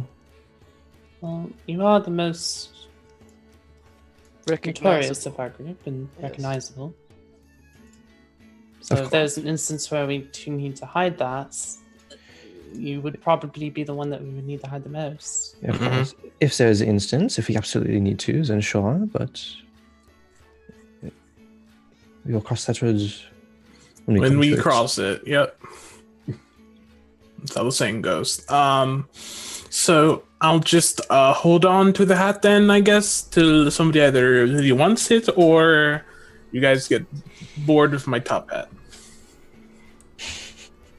All right. Okay. I think I'm already bored of the top hat. Okay, I'll take it off. Leave it on. I like it. It makes you look handsome. Oh my god, thank you.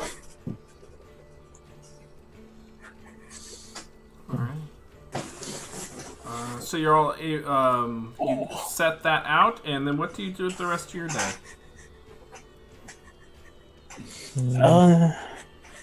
Anything else we'd like to do? Before the meeting with Nadine, presumably.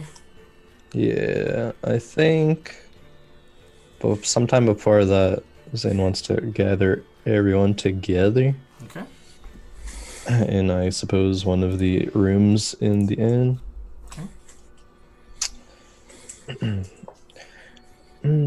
So, is there anything else that anyone can think of to bring up to Nadine?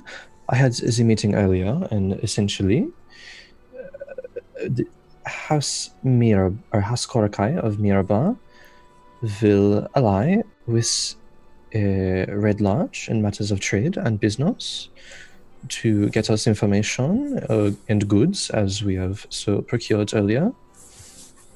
In efforts to avoid the Zentarum. Mm-hmm. So, what do you need? You need questions or things to request of her? I mean, I have other things that I'm going to bring up with her. I was just wondering if any of you perhaps had something. I am not the most familiar with Red Larch. I do not know if any of you are, but perhaps there could be something to tip the scales more in our favor. Some information any one of you know about them, Oh. or just anything you wish to request. I mean, we need horses, right? If you do need horses, that is something I will definitely bring up. It's a good point, Kaiser. Anything else we need? Uh, uh, uh, I'll There's let you know. not really anything else I can think of personally. I also am not very familiar with this area, so Of course. Looking at our map here, maybe we could do some extra rations, but that's just nitpicking. Yeah, of course. Supplies for our journey. Yeah, that sounds good. All right. Other than that, I can't really think of anything other than the war machine we were talking about earlier. Yes, indeed. I wonder if Nadine knows anything about that. Yeah. I doubt she knows anything, but if she knows anything about Copperhead, that could be nice. Who knows? The Copperhead seems to be a ghost currently. well, in those matters, it seemed that Garland was the one to talk to about that. Yes, indeed. Trusted to Well, him. we already asked Garland. He didn't know about the Copperhead, so maybe spreading out the net, you know? You can ask her, but it sounds like she trusts him with that kind of information. True. Yeah, I got some more questions for Garland then. That's a good idea. Knowing Zentaran presence in cities will be very useful to know. Yes, it was good to know that they're not in airfield. Could have gone there. Well, and now I suppose we know. If you're ever traveling through the area again, hopefully before not too long, this entire will be dealt with, but this is a task that is going to require much effort. Much more than I would have hoped. True. Which also makes getting word to Mr. Brightmane pretty important. Indeed. What did we want to say to Brightmane? Just an update of what has occurred. There's Centauran presence in Atalanta. Widespread corruption there. Yeah. Seems like the entire guard is compromised. And that there was a Zentaran base there, but is now destroyed, and they have already moved the drugs from there. Perhaps let him know that Nightstone might be in further danger. Sounds like Get him to send the word further. The only thing I worry about with the city we were just in, I had a bad memory, is that they had, like, 60 guards for such a small city? Something around that? What if he already sent the guards and they were just paid off? Why were there so many guards? It's very possible, but at this point, he's got to go deal with it himself. Yeah. We should definitely point out. Yeah, that just no, point that out. there's widespread corruption across over 60 guards. He's got to go put a stop to it. I'm sure he doesn't want that going on in a town so close to Waterdeep.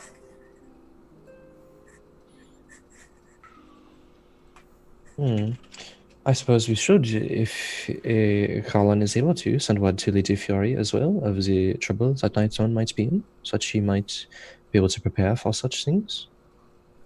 true. Would probably be course. a good idea.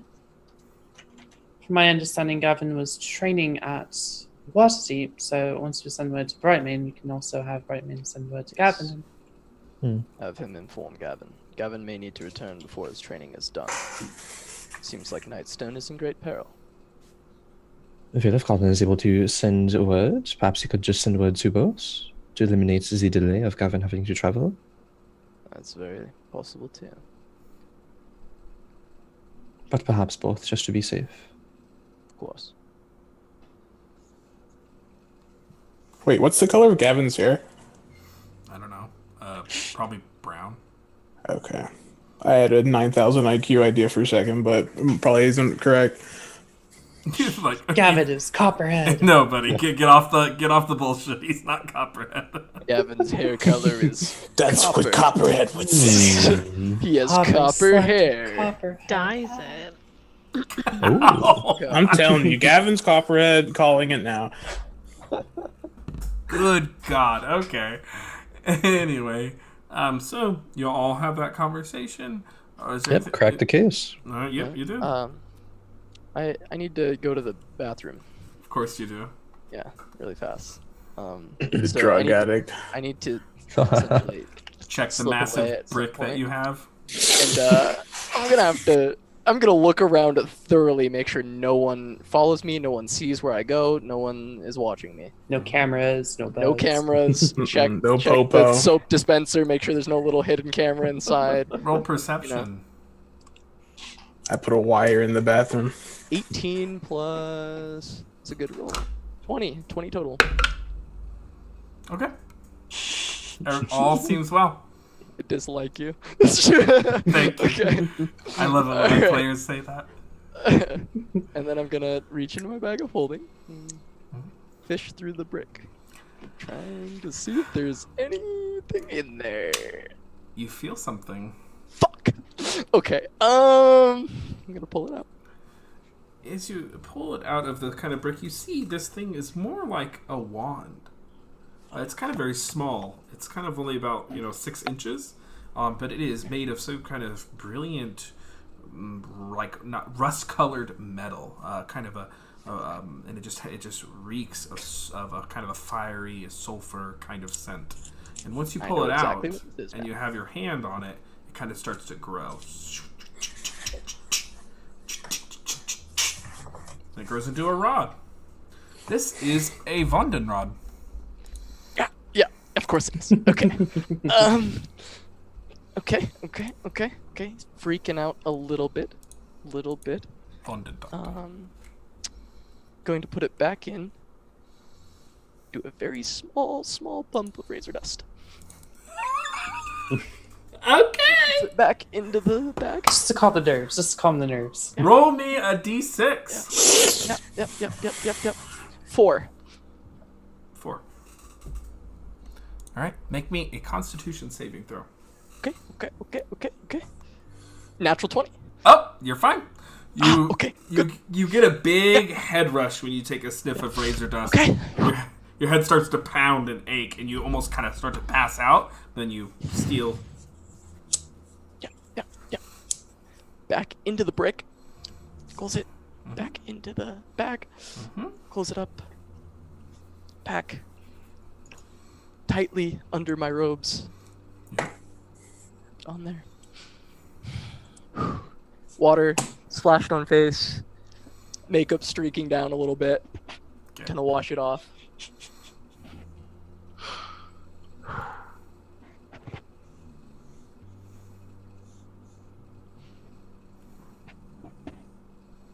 And walk back out calmly. Alrighty. You do see for a moment as you look in the mirror, you do just see a flash of an infernal reflection. And then you leave.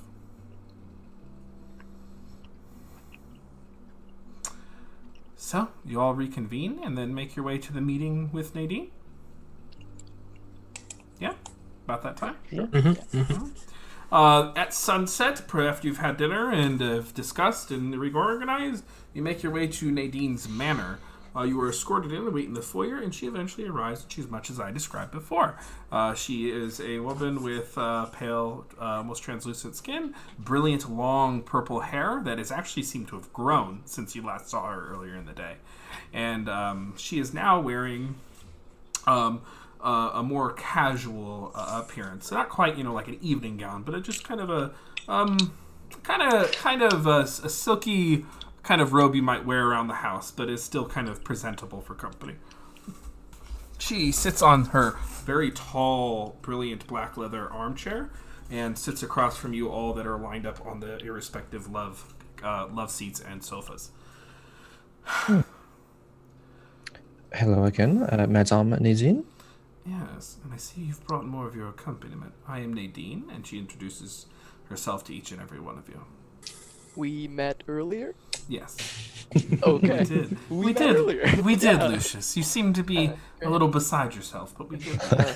You What are you, high? You didn't speak much. No. Was just not feeling well earlier today. Ah, okay. So, I believe we're here to discuss some final terms. I trust your meeting with the Silver Fox was satisfactory.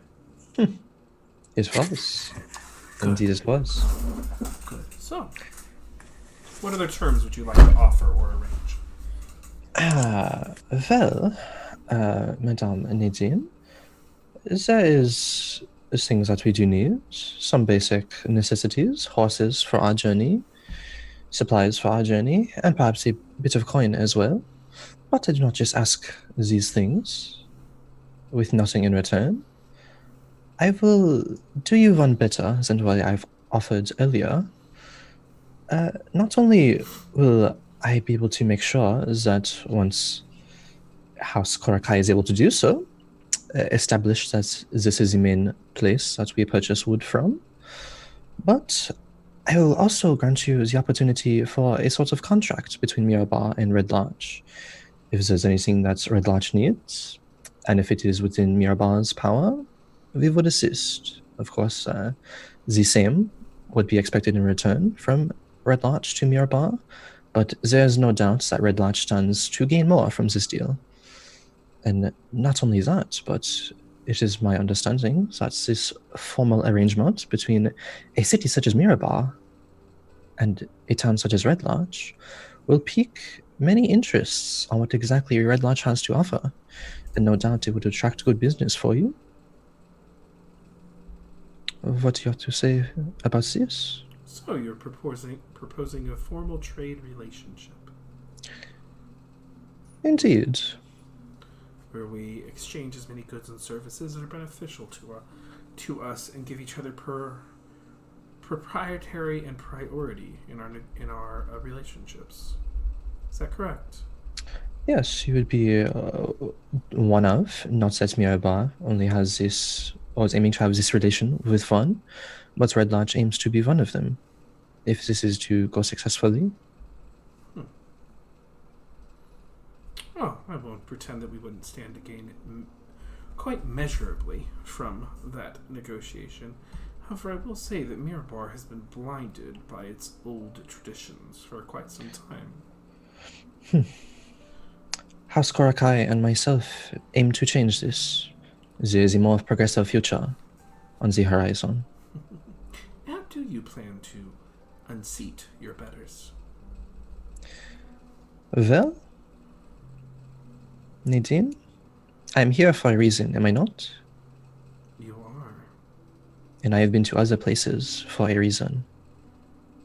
There's much to gain from having allies, and soon the people in Mirabar who are above House Korakai will figure this out. All right. I would say that your terms are agreeable. That is good to hear.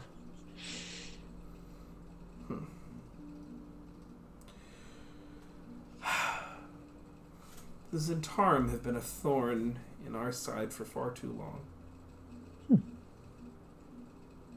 As they are starting to become one in ours. She leans forward.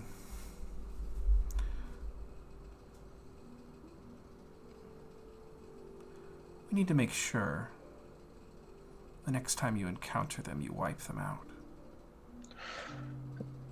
There is little more that I am wanting to do right now. In fact, you have my word on this. Good. But of course, not only my words, but if it so pleases you, I wish to have this agreement that we have between us in writing. Absolutely. It is something to make it official. Absolutely. And she will write a formal agreement. How much gold were you looking to part with? Well, I per do not. person?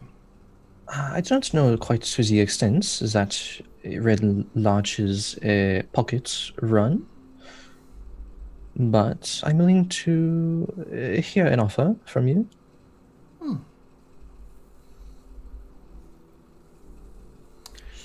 Kind of looks around. It is not my intention to run the Red Larch dry, but I know that you have done quite well for yourself and for Red Larch and your adventures. Being able to retire is not something that most adventurers are able to do. Yes, not only am I able to retire, but generations of my family won't have to work a day in their life. Of course. An impressive feat. I suppose I could offer 5 of you 300 gold each. 300. Plus horses. Indeed. I mean, boasting about your family for generations not having to be able to work. 300 is definitely a considerate amount of money with horses and supplies, but I think what you have to gain from Mirbar's influences might be worth a bit more. If we bring it to 500 per person, I think we'll be able to make a deal here. Roll persuasion. Sure. Big Pog. Don't worry. Roll over a 9. In your Yeah, I've favor. rolled pretty. You rolled 8 and 9. good, so. 8, baby. She looks at you. Yes, it is true. I am quite wealthy from my travels and hard-earned adventures. But even my own personal wealth is a drop in the bucket when compared to the great wealth of not only the Korakai family, but your betters. It is also true that we stand to gain a great deal from our partnership with Mirabar, but while I reiterate, Mirabar stands to gain a great deal from us. Red Larch has many resources that have yet to be tapped. We have more than one dry quarry, and we have the best lumber trade in the region. Far better than the offered by the 10 towns. But you've operated in a manner that is above board. And I know that Amafrey would want me to be kinder. I'll give you all 400 gold each.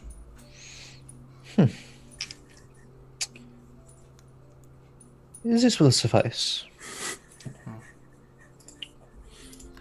Alright then. You might all add 400 gold.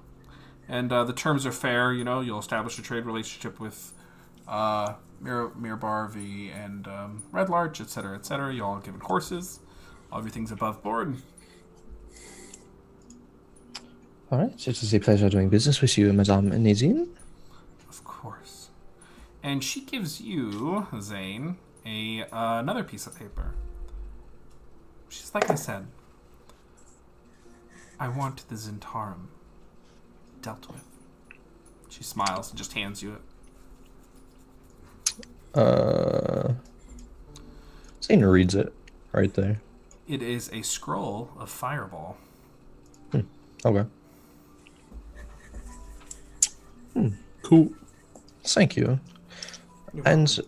of course, with this offer, Nadine, I think that I would hope I could rely on you to pass any information over that you know in the coming days or coming months or years that would help or assist Mirabar and the Korakai house, so that we may do the same for you. Oh, absolutely. I would like to see your betters usurped and dragged out into the street. Let us hope it is a bit more lawful than that, but Taking power is a messy business. She kind of looks around to her mansion. it can't be, but it also cannot be. It depends on the avenue that you wish to approach it. You plan on holding an election.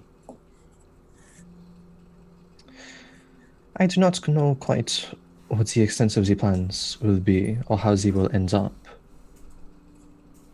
But with enough allies, I believe that something of the sort might be able to work. I tried holding an election. The sheriff rounded up the vulnerable, the elderly, the women, and the children, and held them hostage.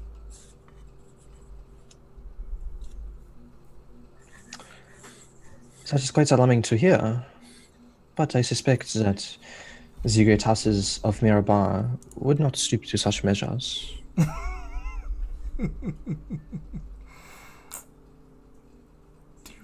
Do you really believe that about your betters, especially the senior member? Well, I suppose we shall figure that out. Good luck, Zane. We'll support you in any way we can. Of course. And if I don't know if she already did, but Zane would ask for like both of us to have a copy of the contract. Sure. Okay. Well, this beautiful man has monopolized so much of my time. I've hardly been able to speak to the rest of you. Is there anything else anyone needs from the wonderful city of Red Larch? Wonderful city of Red Larch. Mostly this was Zane's business to attend to Mirabar, with just his traveling companions here. But we appreciate everything you've done for us as we've gained generously from your house. She looks at you, Lucius. Yes. Well. All right, then. Do you have a library here? You sound like I'm afraid. Are you a scholar? No, I just have a particular like of a certain type of book. The only thing that comes close to when we first moved into this town, I'm afraid desperately wish there was a library. The only thing that comes close is his personal collection. He's tried to build one before, but unfortunately well, we ran into some difficulties. Okay. What is the topic that you were trying to research? Just general strategies and tactics. Any race, any time of history, any group of people. Oh, he has a number of tomes, mostly about arcane magics, but he has a small assortment of tomes about elemental cults and the primordial plane of elemental chaos. Okay. Other than that, I'm afraid you're out of luck. Yeah. Okay. No problem. Can I help? Can I offer assistance to anyone else? No, not for me. All right then. Well, enjoy the rest of your night, and I hope the road treats you well. Thank you. It was a pleasure doing business. The pleasure was indeed mutual. Have a nice night. Bonsoir. And she kicks you the fuck out of her house. Get the fuck out of here. All right. Boots you Out onto of the house. street.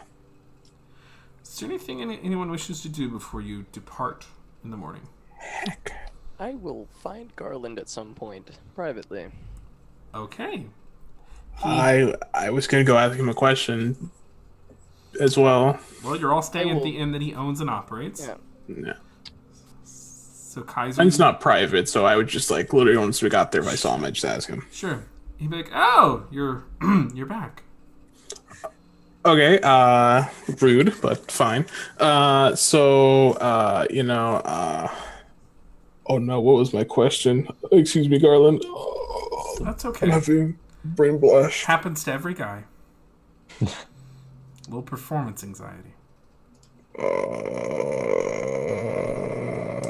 How late is it? What time is it? 9 p.m. 9:30. 10 actually. based on the meeting and everything. How many people are in this open? It's a lively place.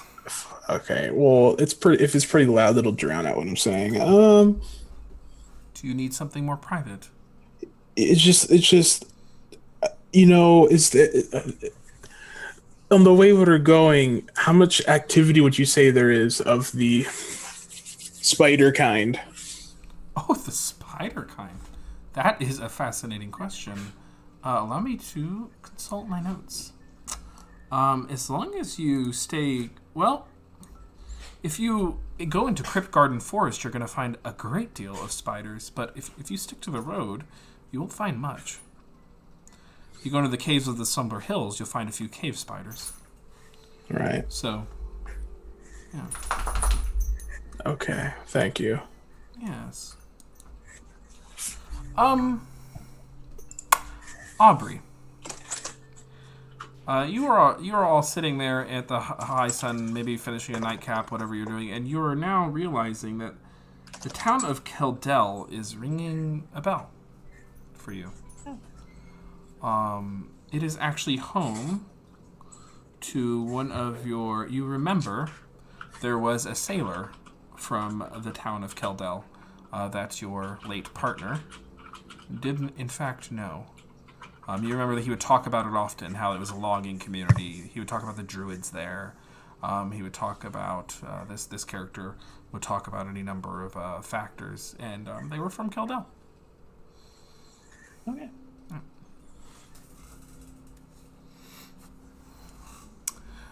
Lucius, you are eventually able to find Garland, and he is more than willing to meet with you one-on-one. Can I help you?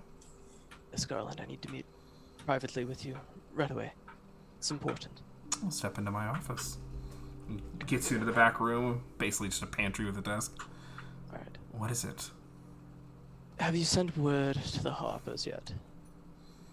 I was going to do that in the morning. Okay. Well, I'm afraid was going to. It's very important. You see, I have history with the Harpers. You may recognize my name if you've worked with them before. Lucius Cavaleris would be the last name. All right. It's not that so much that it's a problem. In fact, I would love to get in contact with them again. I suppose I was somewhat exiled, would be the correct word. Oh. I didn't do anything beyond repair. They just got a bit annoyed with me, I think. And I very much would just like to try and repair my relationship, seeing as how it's with my father. And I haven't seen him since. Daddy issues, of course. Well, I don't have dealings with the Harpers. It's Amafrey who does. He had worked with them far more than I did back in the day. I can try to communicate this to him, that you are exiled, even though you didn't do anything too bad, and that your father and you have some issues. Is that correct? It was a series of essentially practical jokes that went too far. I was young and stupid, and they sent me away. He stares at you. Did someone die? No one died. No one died. I stole. It was all returned when they kicked me out, but I stole from them. A lot of them. They didn't look too kindly upon it, of course, as they shouldn't. I feel shame just speaking about it. But I want to repair it. And I just hope that after all this time, if I could just speak to them, if they would meet with me, you would be doing me a great service to facilitate that. Adding that to your communication with them. Alrighty. Go ahead and roll me... It's up to you how you view this. In my mind, it's persuasion. If you'd like to roll deception. Yeah, I believe it would be persuasion. Okay.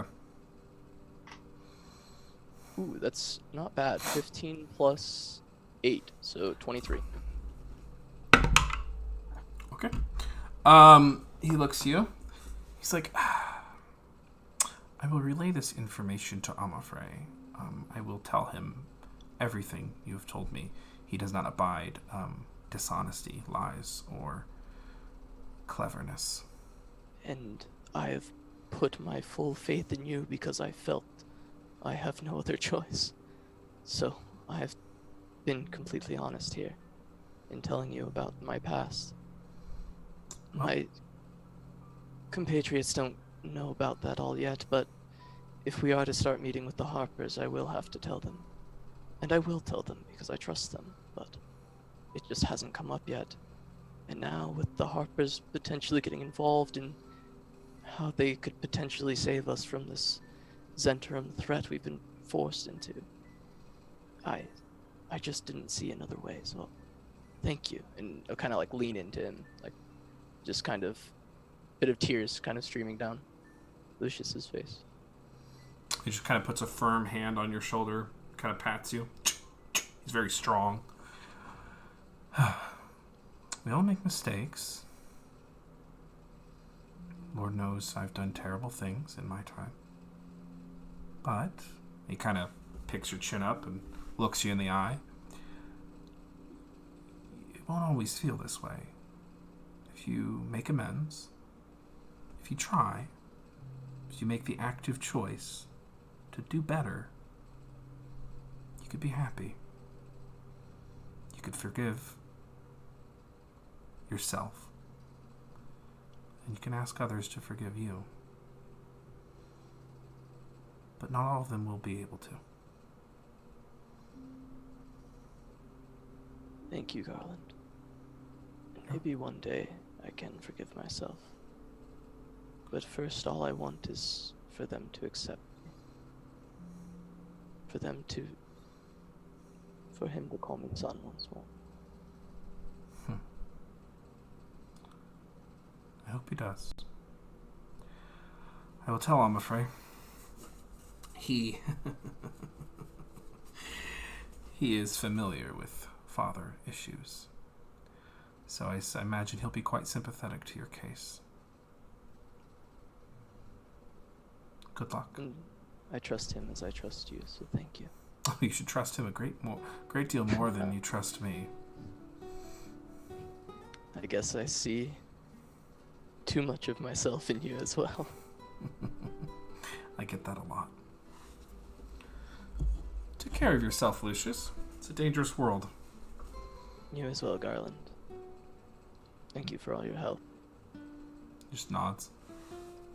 I'll walk out and swiftly find my way to my bed, keeping the bag of holding close on myself as I go to sleep. Alright. Is there anything else anyone wishes to do? There any gambling going on? Sure. Sure, you want to gamble? I got gamble. Yeah. Aubrey will get some drinks, mingle with people, and do some gambling. I'll do one. I literally just follow Aubrey like a little duck. Okay, let's try it. So let's do. Okay, so it's 25 gold minimum buy-in in the gambling that's going on. All right, sounds All right. good. It's very simple. You roll 2d6. Tell me what you get. Okay. 2d6? All right, you go first. 2d6. I'm playing too. Tell me what you get. So what's the gambling age in this town? Not 15, boss. Wait, does that mean I can't do it? Yeah. All You right. can lie about your age. I'm totally 18. She's 18. Don't I'll worry. tell her. Garland is running this establishment. He looks at you, and he's like, so you want to try that one again? I'm 19? He says, I like you, but you're not gambling in my establishment. It's right, Alyssa. You can just watch me now. 9, you lose your gold. You have to get a 7 or a 12. Oh. Oh shit! Oh yeah, I'm into this. All right. That's simple. Good. Boss up there, Kaiser. All right. 7 or 12. 25 gold. Yep, these are the games from Critical Role, folks. 7 or 12. Let's go. Oh, you get 25, so you get 50 gold. So Let's yeah, go. so add 25 to your. Yeah. There is. I'm not doing the lizard gambling one. It's stupid. The other one is actually a bit more tactical for you tactical masters. Tactical mastermind. Does it? Mastery of Comster. It's 50 gold buy-in. 50 gold. Oh, I watched for the first one. Do you want to try? Yeah, I'm Okay. Aubrey's game. I'm gonna hide your chat so I can't see it because if I know, then it's easier for me to win. So I can't see chat. Roll a d8. Oh no.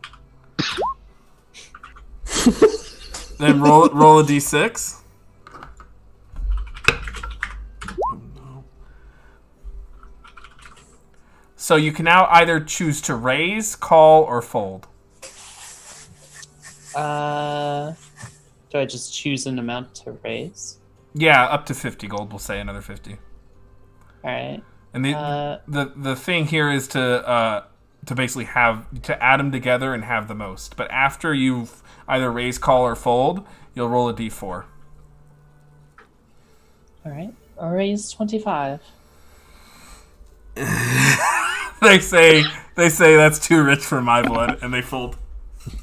Oh my I god. rolled a 2 and Oh shit. a 1, and a 2. Yeah, you win. You want to try your hand, Kaiser?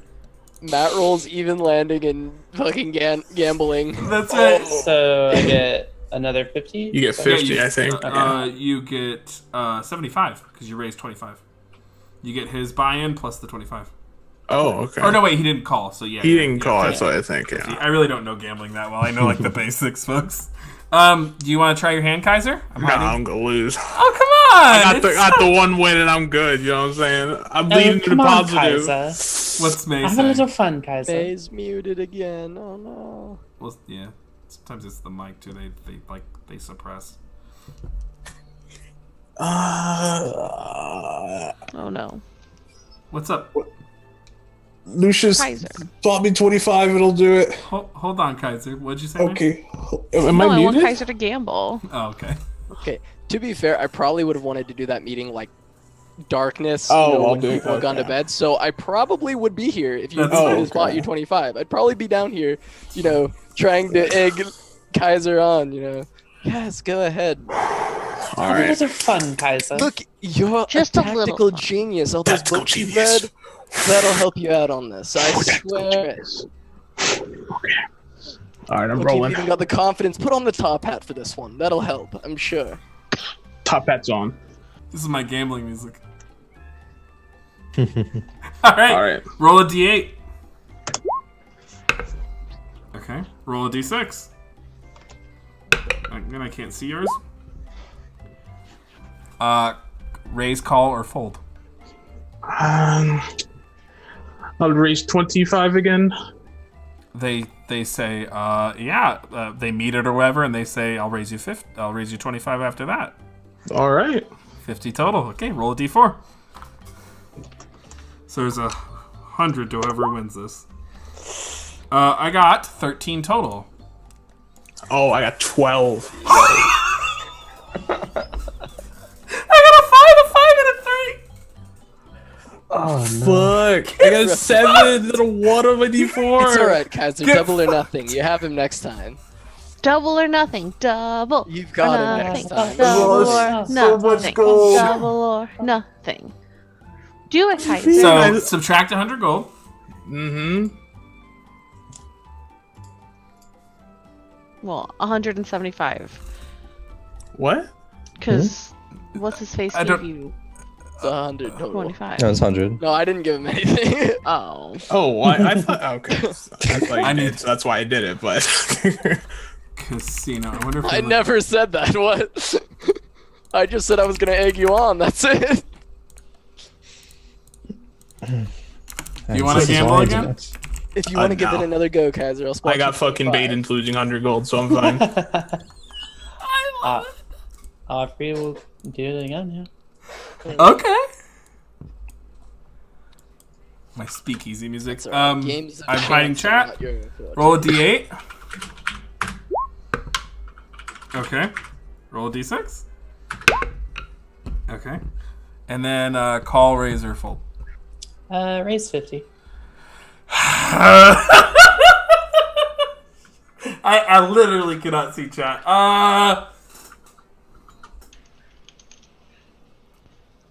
They'll fold. I had 8 going in. Same. I'm such a timid gambler. And that is all the money that Faye gets to fleece from me tonight. Kaiser, you I'll want go to? one more. Okay. You put 50 in? Roll a I put d8. 50 in. Are you sure, Kaiser? Don't talk to me. All right. I believe in him. Get behind him, giving him the shoulder rub, the fucking... All Okay. right, just look. Don't give anything away on your face, Kaiser. And then call, fold, or raise. Gotta raise. I'll raise 25 again. I'll see that. And I'll raise you 25 more. All right. Ooh, I don't know, Kaiser. That's a bit rich. You going? I'll raise you 25 on that. So that would be 75 on top of the 75. 50, so 125. Yep. Mm-hmm. Okay. He says, sure. I got a 9. That was my attempt at bluffing. I had 17. You gain 17 125. to a possible 18. Holy shit, faker. I'm fucking back in it, baby. I got the rush. So you're up 75. Or 20, 25. I don't know how math works. I told you had it, Kaiser. Come on. So I'm an addict. I got the rush once. That's all I need. Now I need to go again. that's just safety tools, folks. If you are a gambling addict, please get help. So you spend the night gambling, drinking. I was gonna say whoring, but that's terrible to say. You spend the night gambling, drinking at the Helmet High Sun. You eventually see that late at night, Amafrey comes and picks up Garland, and they leave together as the bar closes. And you have that conversation with him, and you all fade into the night and get ready to depart from Red Larch the next day, having made deals and alliances to better mostly Zane's family, but hey, you're all traveling with him, right? Got some magic items. Mm-hmm. Thoughts of Keldell to the southwest, the logging town with the druidic circle, and the connection to Aubrey's past linger in at least Aubrey's mind, and the mysterious crypt garden forest, home to a green dragon, home to a number of magical spiders as well. And you set forth on the long road to the north, towards the town of Westbridge and Tribor. Yes. In the morning, Zane would, before they depart, ask, what was his name again? His name was Garland, if he could send message or send word magically to both Nightstone and to Waterdeep? Waterdeep, yeah. Yep. Darfugel and what's her face, Lady Fury are both going to get messages, and then Amafrey's gonna send a message. Excuse me, to Everlund, to the Harpers. All right, Okay. cool. Yeah. Alrighty. And with that, we are gonna put a close to episode 7, folks. Woo woo woo! Ooh. Quite an interesting little tale we're weaving here, folks. Oh, it's hot in my apartment. Mm-hmm. Bit of a episode of intrigue. Yeah, No. it's crazy how someone has that rod now. Wow. That's crazy. That's Wonder if he's crazy gonna how- fucking bring that one up. Can we just honor the shadiness that is Lucius and the secrets that he's keeping from you and has put your party at risk and has not said a word? That's so crazy, guy. I just found this rod, like, over there. It's so crazy. Imagine Imagine how different your lives would be if he was like, yes, I have part of the drugs. Here they are. And then y'all just left. That'd be so crazy. Back in Waterdeep. Someone slipped it in my bag. It's not even mine. I just hold it for a friend. I just hold it for a friend. Crazy how someone's last name is also Harper. You Yeah. just went to the bathroom. That's crazy. No relation. No relation. That's what someone would say if they had relations. So I don't know. Aubrey is Copperhead. Oh, We're in too deep now. We're in Wait too a deep now, minute. boys. Web of Lies. 9,000 IQ. Oh. 240 IQ, boys. Alrighty, we'll go around and say adieu to the lovely people here. We will do it in reverse order, as we often do. So tell them who you are and tell them your favorite moment from tonight. Tomster! My name is Tom, also known as Tom Stir. I play games, I stream on other people's streams, and I stream on my own every few months. I favorite part was literally just getting my money back. That was, was a pretty big pog. I was pretty depressed. I lost so much money, but I just won it back, so we in there. Yeah, it was super fun. I Twitch and Twitter, Tomster, Hots, Smile, next. Every week on Dice Priori. Alyssa. May, sorry. I'm May. I'm on Twitter at MaybeBuzz and on Instagram at MaybeBuzz. My favorite part of tonight. You know what? I agree. Tom winning back all his money, pretty wholesome. Good job on the fucking rolls. That's like the jackpot. Mm-hmm. Casanova. I am Casanova at Casanova Hots on Twitch and Twitter. I don't stream because I'm waiting for Classic Beta, but I will be streaming Division S tomorrow for Heroes of the Storm. If anyone watches Heroes of the Storm and wants to check that out, I will be streaming Div S tomorrow at like 6 Eastern or something. I don't know. I'll tweet about it. Anyways, I also play D&D sometimes on Dice Priori here every week. Sometimes I'm an hour late. Only one time. I'm hopefully be on time every other time. But anyways, my favorite moment was just just the little moment with Garland is nice. Whether or not I revealed things or not. I mean, you can assume or not. Neat. We shall see. Neat. That was a lot of fun though. I like that. So Awesome. That's great. I'm glad y'all like Garland. Dated that in, that's well, I'll explain that in a little while. Anyway, Crowan. Hello, my name is Crowan. You can find me on Twitch and Twitter just at Crowan, Khroen. Playing a bunch of other D&D things, which I'll post on my Discord, also discord.gg/Crowan. Yeah, Discord, Twitter, I post about them there. I also stream Heroes of the Storm occasionally, hopefully soon to be Classic World of Warcraft, but hey, we'll see. I didn't roll above a 10 tonight in like 6 rolls, so that's That's your favorite part? Good thing you didn't that was, gamble. I mean, kind of worked out because Yo, his Zane's rolls super would've not been a good in game. gambling actually. 8s. Yeah, the 8s sound pretty good. Yeah, it does sound pretty good. If only it wasn't a D20 I was rolling there. Mr. Shot, But no. I guess. Zane doesn't gamble for money. So your favorite moment was you rolled like dog shit? No. Favorite moment, even though no one besides Lucius was there for it, but Lucius's dedication to the brick of drugs and the discovery. I think that's very interesting. So, yeah. The Rod of Vondidod. Faye? I'm Faye. My Twitch is Faye14. My Twitter is @FayeHots. I stream HOTS and MK11. Speaking of that, tomorrow is a tournament finally for PC version of MK11 that I'll be streaming. I think it's like 8 p.m. Central, but I don't know for sure. I'll be streaming, so I'll tweet out when that happens. Pog! Are you still a Faye- Jade main? Yep. Cool. Still throwing daggers at people and running away. Cool. Favorite moment? Selling the potion and helping Alyssa get her python stick was nice. Because now she has a giant snake, I guess. See how that goes. Huh. That's interesting. It's really cool to see what your all's favorite moments were tonight. So I am Matthew Foreman. I am at Matthew W Foreman on Twitter. I'm a Dungeons and Dragons content creator and designer of a couple different subclasses, void spells and stuff, and I design stuff every week on Mats of the Machine. Follow me on Twitter to see everything that I am up to because I produce a lot of D&D content.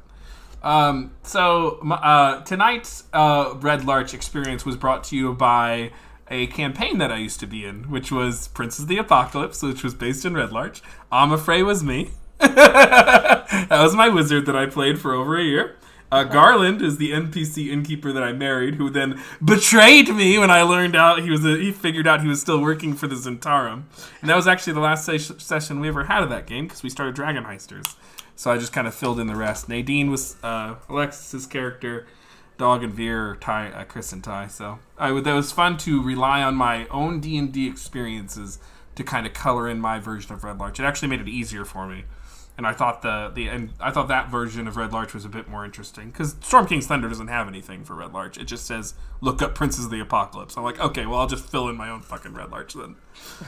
So that was fun. I think that will pass as my favorite moment. Just getting to play my own version of Red Larch and introducing you all to the shenanigans. And I will never get tired of playing a gay furbog, because that's what I am in real life, minus the height. Nice. Alrighty. Subscribe to Dice Priority if you have Twitch Prime. Follow if you enjoyed tonight's episode. Support us so we can support one another. Catch you next week. Forgotten Realms, Big Boy Season.